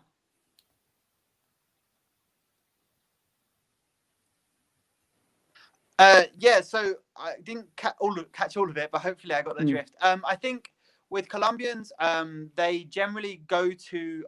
Recently, Belgium has been a very popular option for Colombian players. Portugal, Porto in particular. You look at James, you look at Quintero, you look at Falcao, Jackson Martinez. Porto has always been a very popular option. They now have Luis Diaz, Mateus Uribe as well as there. And they've just signed 2 seniors as well from basically from an amateur team in Colombia who are youth under 18 internationals. So traditionally Portugal has been key, and again it's the visa requirements. So for example, Holland is a popular option for many countries. However, the requirement to get a work permit in Holland is you have to earn 150% the average salary in the country. So you have to earn the average salary and a half to get the visa to play in Holland. So it can be a good option, and you see teams loan players to Holland, but moving straight from South Africa to Holland is tricky because of those visa requirements. So often it's Portugal or Belgium, and if they join an English club, then they'll often get loaned to Spain. Obviously the language is easier. In terms of the adaptation questions, I think it depends. There's obviously language, and the pace of football is a challenge as well, because football in South America, there's a lot more space. It's played at a fast pace in terms of the speed of dribble in the key areas. However, the midfield, particularly in Brazil, the defense sits in front of the penalty box, and the strikers sit in front of the penalty box, and then you've got a whole load of space for the midfielders to run around in and the wingers to run up and down. So there's a lot more space in South American football. In terms of other cultural aspects, of course, it's tricky, but you also have to remember that a lot of these players are coming from very difficult backgrounds, and they're used to it. They're used to coming from families, like for example, Cuadrado. His parents were shot when he was a child. He was underfed. He was malnourished. He almost couldn't become a football player because of his upbringing, because he wasn't physically well developed as a result of malnutrition. So obviously there's challenges with adaptation, but these are players who aren't going to be put off by a bit of rain or a bit of cold, or not having their favorite TV program on the telly or whatever. They'll be all right mostly. So there is definitely things they have to learn. Definitely things they have to learn. But in terms of physically being ready for the tough game, or physically being prepared for the awkward conditions, mostly they do all right. Yeah, good. It was interesting. Cool. Great answer. All right. Well, I've got no more questions for Simon. Thank you very much for Simon. We'd love to have you on again. Always a great guest. Always coming with so much information, and always a little story on the end.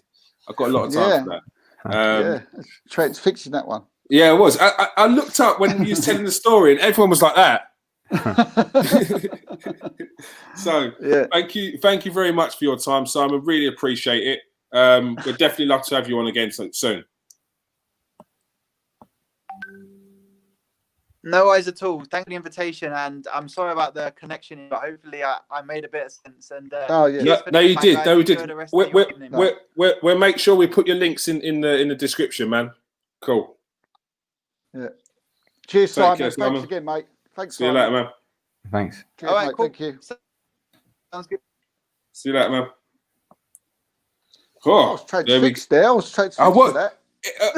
Tell you what, it was like Jerome. It was like the South American Jerome with hair. Yeah. It was like that. With hair. Malnourished, poor kid. He didn't make it. I was really interested. Do you know what I mean? Because I was thinking that when they come over, that they come over too early, and are they just trying to get some money, like we was talking earlier? But it seems like like Simon says, they can handle it and they're tough. And when he explains it as he did, you think, makes sense. Yeah. But the thing is, if you watch the previous interview we did before, I asked him quite a similar question about players coming over, and one of the responses, which was quite surprising, was with Brazilians and South American players. Sometimes they're so good to a certain age. If they stay too long in Brazil or in these other countries, they start to pick up bad habits. And their progression at a certain age then starts to sort of decline. So he was saying, and I think Adam was saying as well, that once they get to a certain age, they should definitely move to Europe and not leave it too long before they get homesick. Two, again, it's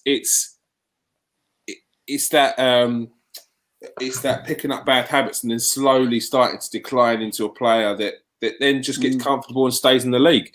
I think 16's too young, 17's too young. 18, 19, you've got to start thinking about maybe it is the right time to bring them over. As long as it's all about the surroundings.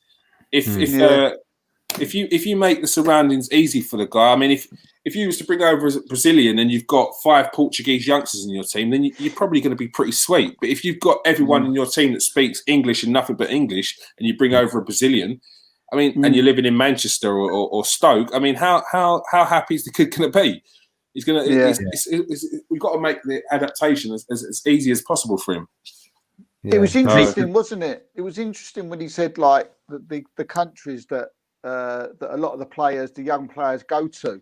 He said Holland, he said Belgium, and he said Portugal, because he said they like to play that open, expensive football where there's a lot of space, and in those countries, that's basically what it is, isn't it? You know, so I think they would fit in well there. But what was well, that's why Everton's Soles wanted to go to Benfica over Everton, because the adaptation from playing in Brazil to going in Portugal, he said the language, the style of play, it just suits you more. Maybe in a few years' time, once he's got used to the European leagues and people have got to pay 50, 60 million for him, then he'll move to another team where it doesn't matter. But right now, he's the move from Brazil to he wanted it to be Portugal. But what I found interesting was the thing about Scotland, where the rules are different, or the rules are going to be different, or are different already in Scotland, that you can get a work permit quicker. That's very interesting. Yeah, because I can definitely see clubs. Go on, what are you saying? I've just got a message from Roshan, so I'm just turning my phone on just to hopefully he can come on. All right, cool. Get Roshan Thomas for a little bit.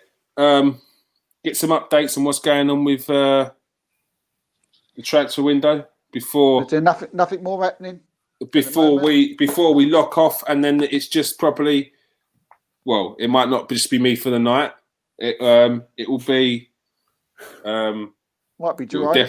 It might be Jerome. It might be someone else. It might be. You never know. But what I do know is, after we've spoken to Roshan, I'll be switching off.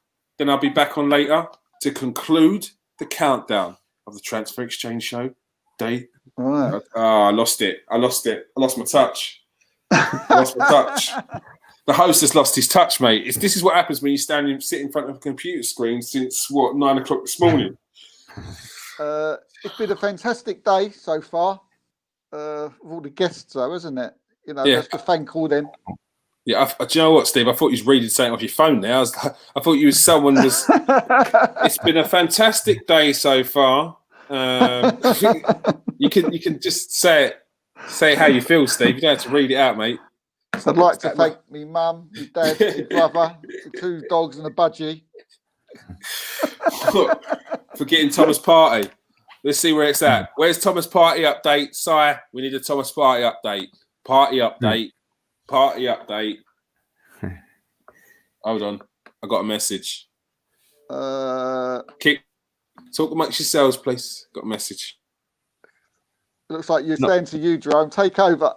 Well, there's not too much longer left.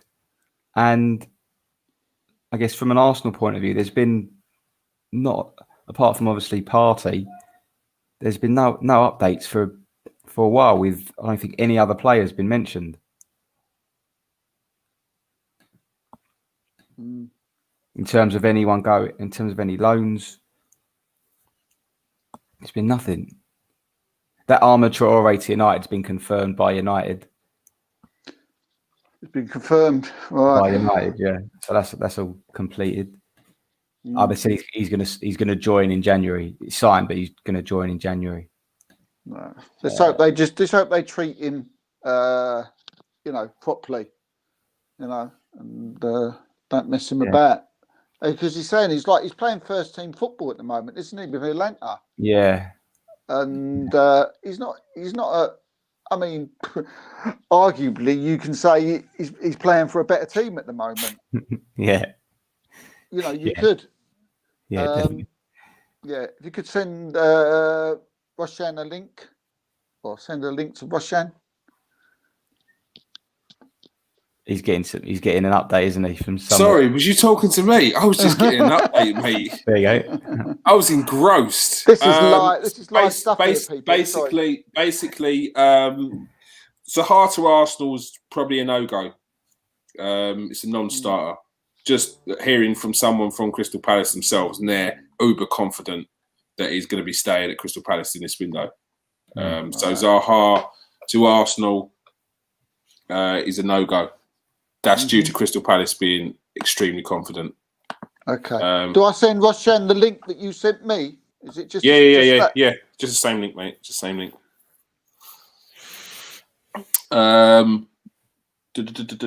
Sorry, just 2 seconds. Just so.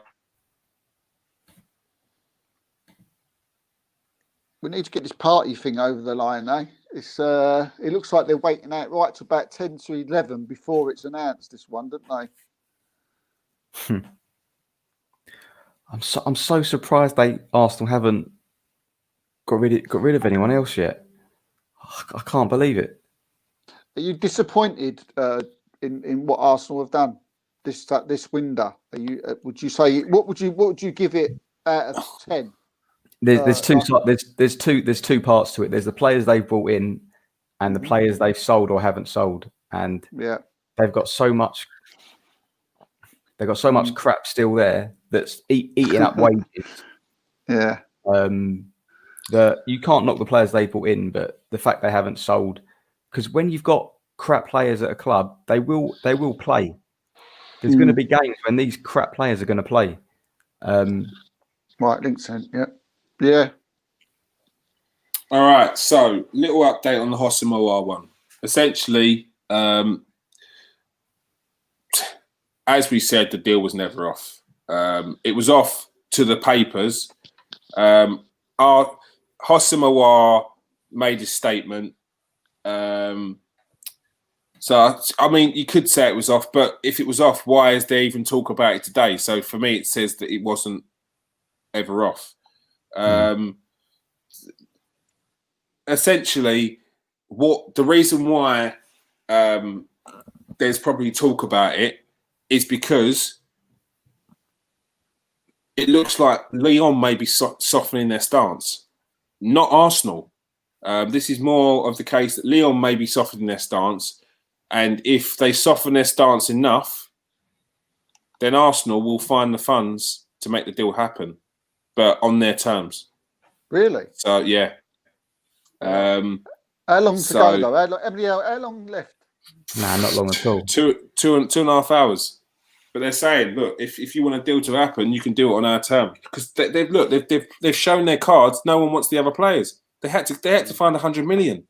No one wants Jeff. The Jeff and the Hector Berlin deal fell through. So, I mean, personally, I think Arsenal should have just kept on pressing it yesterday. But, I mean, if the player comes out and says no, says he's staying, if the chairman says no one's going, then I don't know. It's all a bit of a mess, really. It's an hour and a half, isn't it? Not two and a half. Hour and a half. Well, if you 11, is it 11 o'clock when it finishes? I think 12, it's 11. I think it's 11, but there's an extension. I retweeted the extension, so feel free to fill it in yourself as well. Yeah. Oh, right. Yeah. The Brian Swanson posted the extension, so I thought I'd give it a little retweet, have a bit of fun in it, make you feel like you're really a part of it. So there might be something else then. If you put in the extension before 11 o'clock, you can get it to 1 o'clock. So, okay, get that extension, sign up the boy. I wouldn't get too excited on the Hossamoa one though, people. Really don't. There's not enough time, and yeah, Yeah, I mean, I'm sure there'd be stories that are coming out afterwards will tell you where actually we were and whatnot. But yeah. So Roshan Thomas, we've got Roshan Thomas hopefully coming on soon. We could probably talk to him about Jack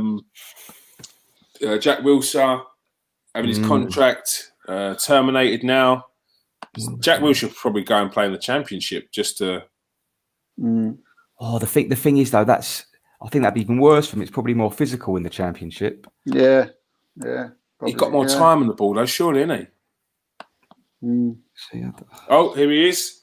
And as if by magic, do you know what? I just feel like I have to do that. It's not Wakanda forever.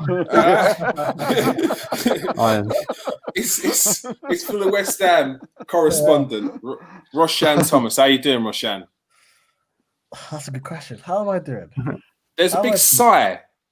Is it a long day? Because obviously there's an hour and 20 minutes to go until the window shuts, and the one deal West Ham are trying to get over the line is potentially a loan deal for Tomori. But I mean, it remains to be seen whether they can do it in time. Just assessing the whole window, it's been more outgoings than incomings. Obviously, I'm sure you guys touched on it, but obviously we announced that Jack Wilshere's contract has been terminated by mutual consent. Josh Cullen left to join Anderlecht. Another young player called Alexander Silva has left on a season-long loan to join a club in Greece. And the one other departure is which could happen is Felipe Anderson to Porto. There's been a few reports that it's unlikely, but that's still on the cards. But still, if there's even a sense that Felipe Anderson's going to go, will you be bringing in a replacement? Would you bring in someone else? Is the only incoming Tomori looking like? If even that? Well, again, it remains to be seen if he can get off the line, because at the time, the one thing that could work in West Ham's favour is the fact that Chelsea have 5 central defenders. And obviously they don't need that much. So it could be a thing where Tomori arrives, but they could be like, hey, Declan Rice, we won't forget about him. Next window, return the favour to us. So who knows? A loan for selling us our best players? Is that how it works? I know. You never know. But I mean, in terms of Felipe Anderson, the thing is, he's been so. What's the word? I want to try to be polite here. I don't want to. He just hasn't been effective for West Ham. So if they were to be like not able to bring a player in, you do have to consider they could sign players for the Championship. Their deadline is, I think, October 16th. So we've been heavily linked with Brahma from Brentford. So he's a name that's been mentioned throughout the window. So I wouldn't entirely rule that out should Anderson join Porto. But I mean, the fact that they're happy for him to leave shows that they feel like they can get someone in. So, is there potentially any links with regards to players because I know that players from Arsenal have been linked to West Ham. I think Callum Chambers is one. Socrates was one. They was even speaking. Is there anything in them deals potentially? Yeah, and also Kolasinac, he was also linked with a loan move as well to West Ham from Arsenal. But yeah, there's nothing. I think the one that was looking encouraging was Rob Holding, but it didn't look financially possible for West Ham. They didn't think it makes any sense. So they sort of turned down that opportunity. And just reflecting on defenders as a whole, it's been a window where a lot of players have turned down moves to West Ham. Really got Chelsea turned down a move to West Ham. The defender for Marseille turned on a move to West Ham. So here's West Ham. I'm like, hey, come and join us. We're new and improved. We're doing well. We have good form right now. Players are like, you know what? I'm good, thanks. But Roshan, Rudiger is now being linked to a move to PSG, and who was the other one that turned West Ham down? I can't pronounce his name, but the Marseille defender. Didn't he just go to Bayern Munich? Is it not that one? Or is it another one? No, that's I think there was a left back that was at Marseille who's now gone to Bayern Munich. Look, don't be upset. Rudiger is is potentially going to PSG. He's at Chelsea. This isn't any slander on your team, but they're trying to go to they're going to a team in the Champions League. You can't be upset by that. No, obviously, really spot on. Can't be upset by that at all. I mean, they both aspire to be involved in the national team for the Euros next summer as well. So here you have a team like West Ham. We're doing very good right now, back-to-back wins against Wolves and Leicester. Yeah, very good. Only a matter of time before West Ham get an injury or two and involved in another relegation fight. So on reflection, you can see why they sort of turned on the move to join us. Well, when we last spoke, he was a bit. Well, he was a bit apprehension about what was going to be the season. But since then, I mean, especially the win against Leicester, I mean, is it turned around? Is this it for West Ham? They hit the ground running now. Yeah, I say the turning point was losing to your team, Kevin, via 2-1 defeat at Arsenal. But it was tight. Yeah, that was a turning point for you because in the opening game against Newcastle, they're all right, but West Ham could have lost by more than 2 goals, in my opinion. They were that bad. But against Arsenal, when Moyes changed the 3 at the back, that's when you thought, hello, West Ham are looking good here. I mean, for last spells of that game, they were better than Arsenal, in my opinion. And it was only down to the winning goal when Eddie Nketiah scored. Yarmolenko didn't track the runner for that. When Lacazette scored, Declan Rice didn't track the run for that. And in the games against Wolves and Leicester, I haven't seen anything to do with defensive errors, a lack of tight marking. This new 3-4-3 or 5-4-1 system, however you want to call it, has definitely worked well for West Ham. Players like Alpha Masuaku are doing good. Fabian Balbuena, Ryan Fredericks before he suffered an injury. Everyone's playing well. I can't think of one player who hasn't looked good in the system. Mikel Antonio has been absolutely. Mikel Antonio has been outstanding. I'm surprised he wasn't involved in the England squad. Yes, I know Gareth Southgate wants to have younger players, but in my opinion, there's a plus striker right now in better form in the country than Antonio. So I think what it is with Antonio is he's such. I think his roots. He's come from non-league and he plays like a non-league player. Sometimes he just bullies and pushes you out the way. He's quick. He's just trouble. Yeah. And I think Gareth Southgate wouldn't know what to do with him. It's one of them. So but the thing is, he's versatile. The guy can play right back, left back, goalkeeper, centre mid. You put him anywhere, he can play there. You know what I mean? And it's good to have versatile players like that. You see right now the reports of Jadon Sancho, Tammy Abraham, and Ben Chilwell being in trouble for attending Tyree's birthday party. And obviously they could. Well, they're not going to feature against I think it's Wales, but who knows? They could be dropped from the squad. And if that does happen, you're thinking, give Antonio a chance. I know perhaps it's still a bit early for him in terms of the England picture, but give Jarrod Bowen a chance. I saw Harvey Barnes get called up to England squad. Why can't Antonio get a chance? Why can't Jarrod Bowen get a chance? You know what I mean? I'd say it was a bit too early for Jarrod Bowen, but the improvement has continued because after the restart, he's improved massively. And then since then, even into the new season, he's got this newfound confidence. It feels like he's got trust in the players around him, the manager, and even though the fans aren't there, it's weird. It's like the way I was seeing him play the other day. He had a newfound confidence, a new swagger to himself. Yeah, and it's not just Bowen. It's a lot of the players, and it's all down to this new system that the team's playing. Previously, it was 4-2-3-1, and it was good, but West Ham weren't really threatening in the attacking end. They were getting overrun a lot in the midfield, a lot of defensive errors. But now you have Masuaku as a wing back, Fredericks as a wing back. That's pace right there. On top of that, you've got Fornals and Bowen attacking areas who can do well. Not least Tony as well, who can score goals. And you've got driving runs from midfield from Rice and Souček. And Rice could have scored goal this season if he didn't hit the crossbar against Leicester City, by the way. That was a great run. So everything's going well for the team right now, guys. I can't think of one bad thing to say about the team right now. So you're only touching wood right now that no one suffers an injury, and in the 1 hour and 14 minutes ago. What's he changed? Has he changed something, Rashad? Has David Moyes changed something? Is there a reason for the different form?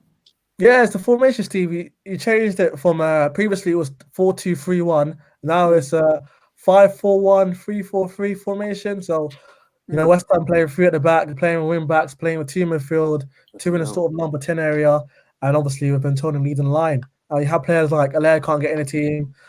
Obviously, we spoke about it. Anderson is going to go out alone. Look like he's going to go out alone to Porto. Yarmolenko can't get in the team. Lanzini can't get in the team. So, positive stuff for West Ham right now. Yeah, it's looking good.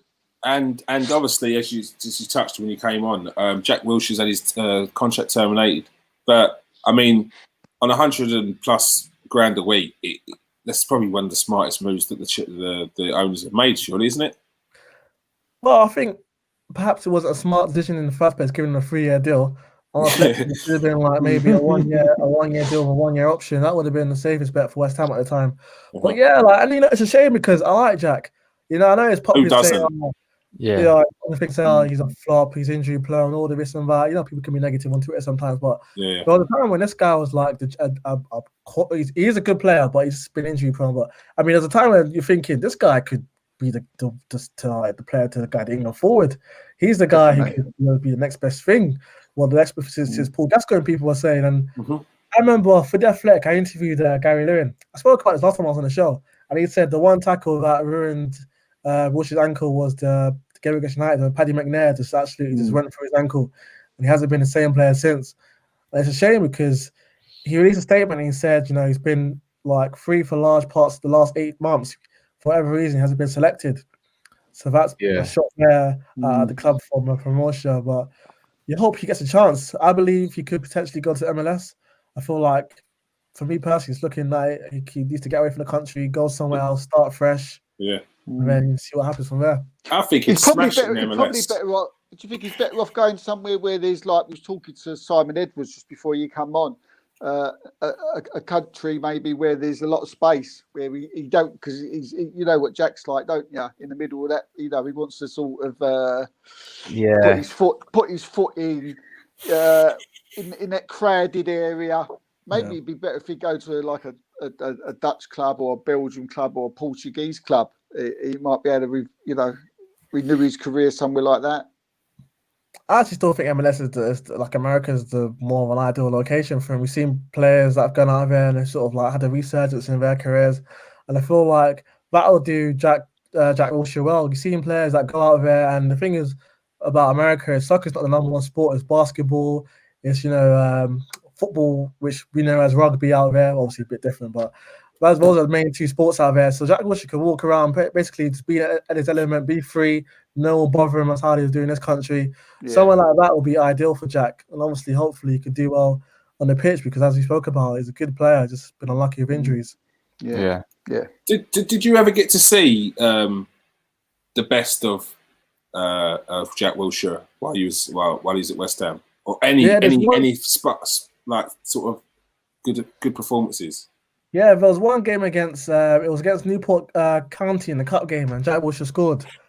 And after the match, Jerome was saying, "You're thinking Newport County? What? Yeah. There was a game that he played in training, which was really good. It's like one of those, isn't it? I know. But the funny thing, after that match, all the reporters are like, "Hey, Jack, you scored against Newport County. So what do you reckon? Get back in the England squad?" That's what everyone was asking him, pretty much with the reporters. But primarily, that's the one match I thought I'd say, "Hey, you played well. I know it's against Newport County, but hopefully he can build on for something from this game." But unfortunately, it wasn't meant to be. Yeah, it's such a shame because I don't think, obviously, he left Arsenal, but there's probably not one Arsenal fan that doesn't love Jack Wilshere. Mm-hmm. You couldn't have a player that you would want to do well more than him, and just the injury. I remember about like 10 years ago, I had a ticket for me and my mate had a ticket for the Emirates Cup when that used to be a thing. And Jack Wilshere, I'm pretty sure he came on in the late stages of the game against, I think it may have been either Real Madrid or Juventus. Okay. And this guy you're thinking, who on earth is this kid? This kid's looking good. Yeah, he played against, I think he came on against Glasgow Rangers and he tried to chip the keeper. Yeah. And, he was awesome. I think that was the first time that most of the fans saw him. And they were like, God, this guy's amazing. Yeah. I used to follow him at youth level and I was like, oh, this kid's going to be sick. And everyone's like, no, they could be good there, but get in there. And then when he actually came through, I was like, and it was that Real Madrid game. And then I think it was him and who was the one? Frimpong. Him and Frimpong came through together, and they bossed it. But then, egos got too big. And you know what happened actually? Funnily enough, I'm pretty sure the first time that any Arsenal supporters saw him play was, I think, a reserve team game against West Ham. I think he scored a couple of goals, a couple of worldies, and Wenger was in the stand at Underhill at Barnet. Yeah, I remember that. And you see Wenger do his little smile, got to play with it. Yeah. I mean, he showed against Barcelona, didn't he? That was his his best game I've ever seen him play. When he played against Barcelona that night, he was unbelievable. Yeah. Sad. It's sad. He's only retired. I mean, not retired. He's only had his contract terminated. He's not retired. So he's still got something in there. I'm sure. He's 28. So hopefully, a club comes along and helps sort of resurrect his career. Yeah, definitely. So, guys, I have 2 more minutes left. If that's cool with you. That's fine. That's fine. I was just about to call it up anyway, but it was just a case of. Tomorrow's the one that we're going to be looking out for West Ham, yeah? That's the one we're trying to get. And Anderson to Porto on loan. and Anderson's a Porto on loan. Okay. Yeah. Are you happy with Tomori? That'd be a good signing, Roshan. Yeah, I feel like tomorrow would be a good signing. It was only a few years ago. Well, a few years ago. Actually, it was a long time ago. It was only last week that he was in the England squad and doing well. It just happened to be a thing now where West Ham, could do another centre half, and where Chelsea have a lot of centre halves, and he's no longer in the 13 picture. So I feel like he would do well for us. I'm pretty sure he's left-footed as well, and we need the left-footed centre half. Yeah. So that's good. Yeah, and I think if you don't get Tomori and there is only a few minutes left of the transfer window, Arsenal have about 4 or 5 that you can take, and I'm sure they're throwing a couple of youth players on loan as well. If you or if anything, all of us could come out of retirement and help David Moyes. I could do that. I don't mind a stint on pitch every now and again. I'm goalkeeper; it means I'm versatile. So give David a shout for me. Cool. No worries. Brilliant. No worries. Thanks All right. Roshan. Thank you very much for Roshan and Thomas coming on. No worries. Take care, guys. Cheers, Take care, Roshan. man. Thanks, mate. Thanks for coming on. Roshan Thomas of the Athletic, on our show once again. Thank you. Friend of the show now. Friend of the show, personal friend. Throw that in there. As long as he's not listening. Otherwise, it might make things a little awkward next time. It'd be like, I don't even know you, mate. But thank you very much for Roshan to come on. Thank you very much for all our guests that have come on so far. We're going to have a break. I'm going to be coming back. I don't know who else is going to be coming back, but you'll catch me probably maybe an hour towards the end of the transfer window, half hour. Depends how tired I am. But thank you very much for all the guests that have been here today. There's still 14 people watching. Absolutely unreal. And I'm sure you've been the same 14 all day, haven't you? Haven't you? Yes, you have. Thank you for Jerome. Great player profiles that you give there earlier on. Then it was Matt. Do you know what? Someone was like, "Oh, anyone heard about the youth players that Man United are buying?" Bang, Jerome comes in. Then Simon Edwards comes in, and they're like, "Oh my God, what the hell? You guessed?" They was having a battle, weren't he's they? like A battle. You boys have hyped me up so much because I'm so hyped now. Thank you for coming in. Thank you, Steve, for all your work. You're welcome. I tell you what, look. That was the response to both of your player profiles on the two Uruguayan on the two youth players coming to Man United. Nice. So hyped. Oh, the Black Cat channel. Thank you very much. Will Partey be in Arsenal? Okay, I've been here before. So. All right. I'm going to say hope so. It's looking good. The last I checked on it. I mean, once we play this, forward it to the start of the show. We've got an exclusive interview from one of the guys on our team who's been speaking to Partey's team. What's his name? Samuel. Not our Samuel. I'm just looking. What's Partey's team name? So basically, he's been speaking to Partey's PA throughout this whole for 4 months. And any questions we've been asking, he's been able to sort of get back to us. If he can't answer it, he just says we can't answer that, which gives you a kind of an inkling into what happened and why they can't answer it when they say I can't answer it.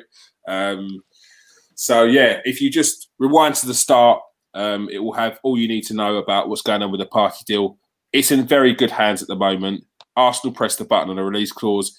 I'm currently seeing stories right now where it's saying Atletico Madrid are gutted that they've lost Thomas Partey at such a late stage in the window, and they can't believe Arsenal treated him this way because they thought they had a good relationship. And now what I will say to that, is you weren't willing. Thank you. You weren't willing to do a deal for Thomas Partey. All right. You said minimum release clause, and that's it. All that was coming out of Spain was, we are confident he will stay. Arsenal don't want to pay the release clause. Arsenal won't pay the release clause. In fact, we heard it from some very credible people that said Arsenal won't pay the release clause multiple times. You said that.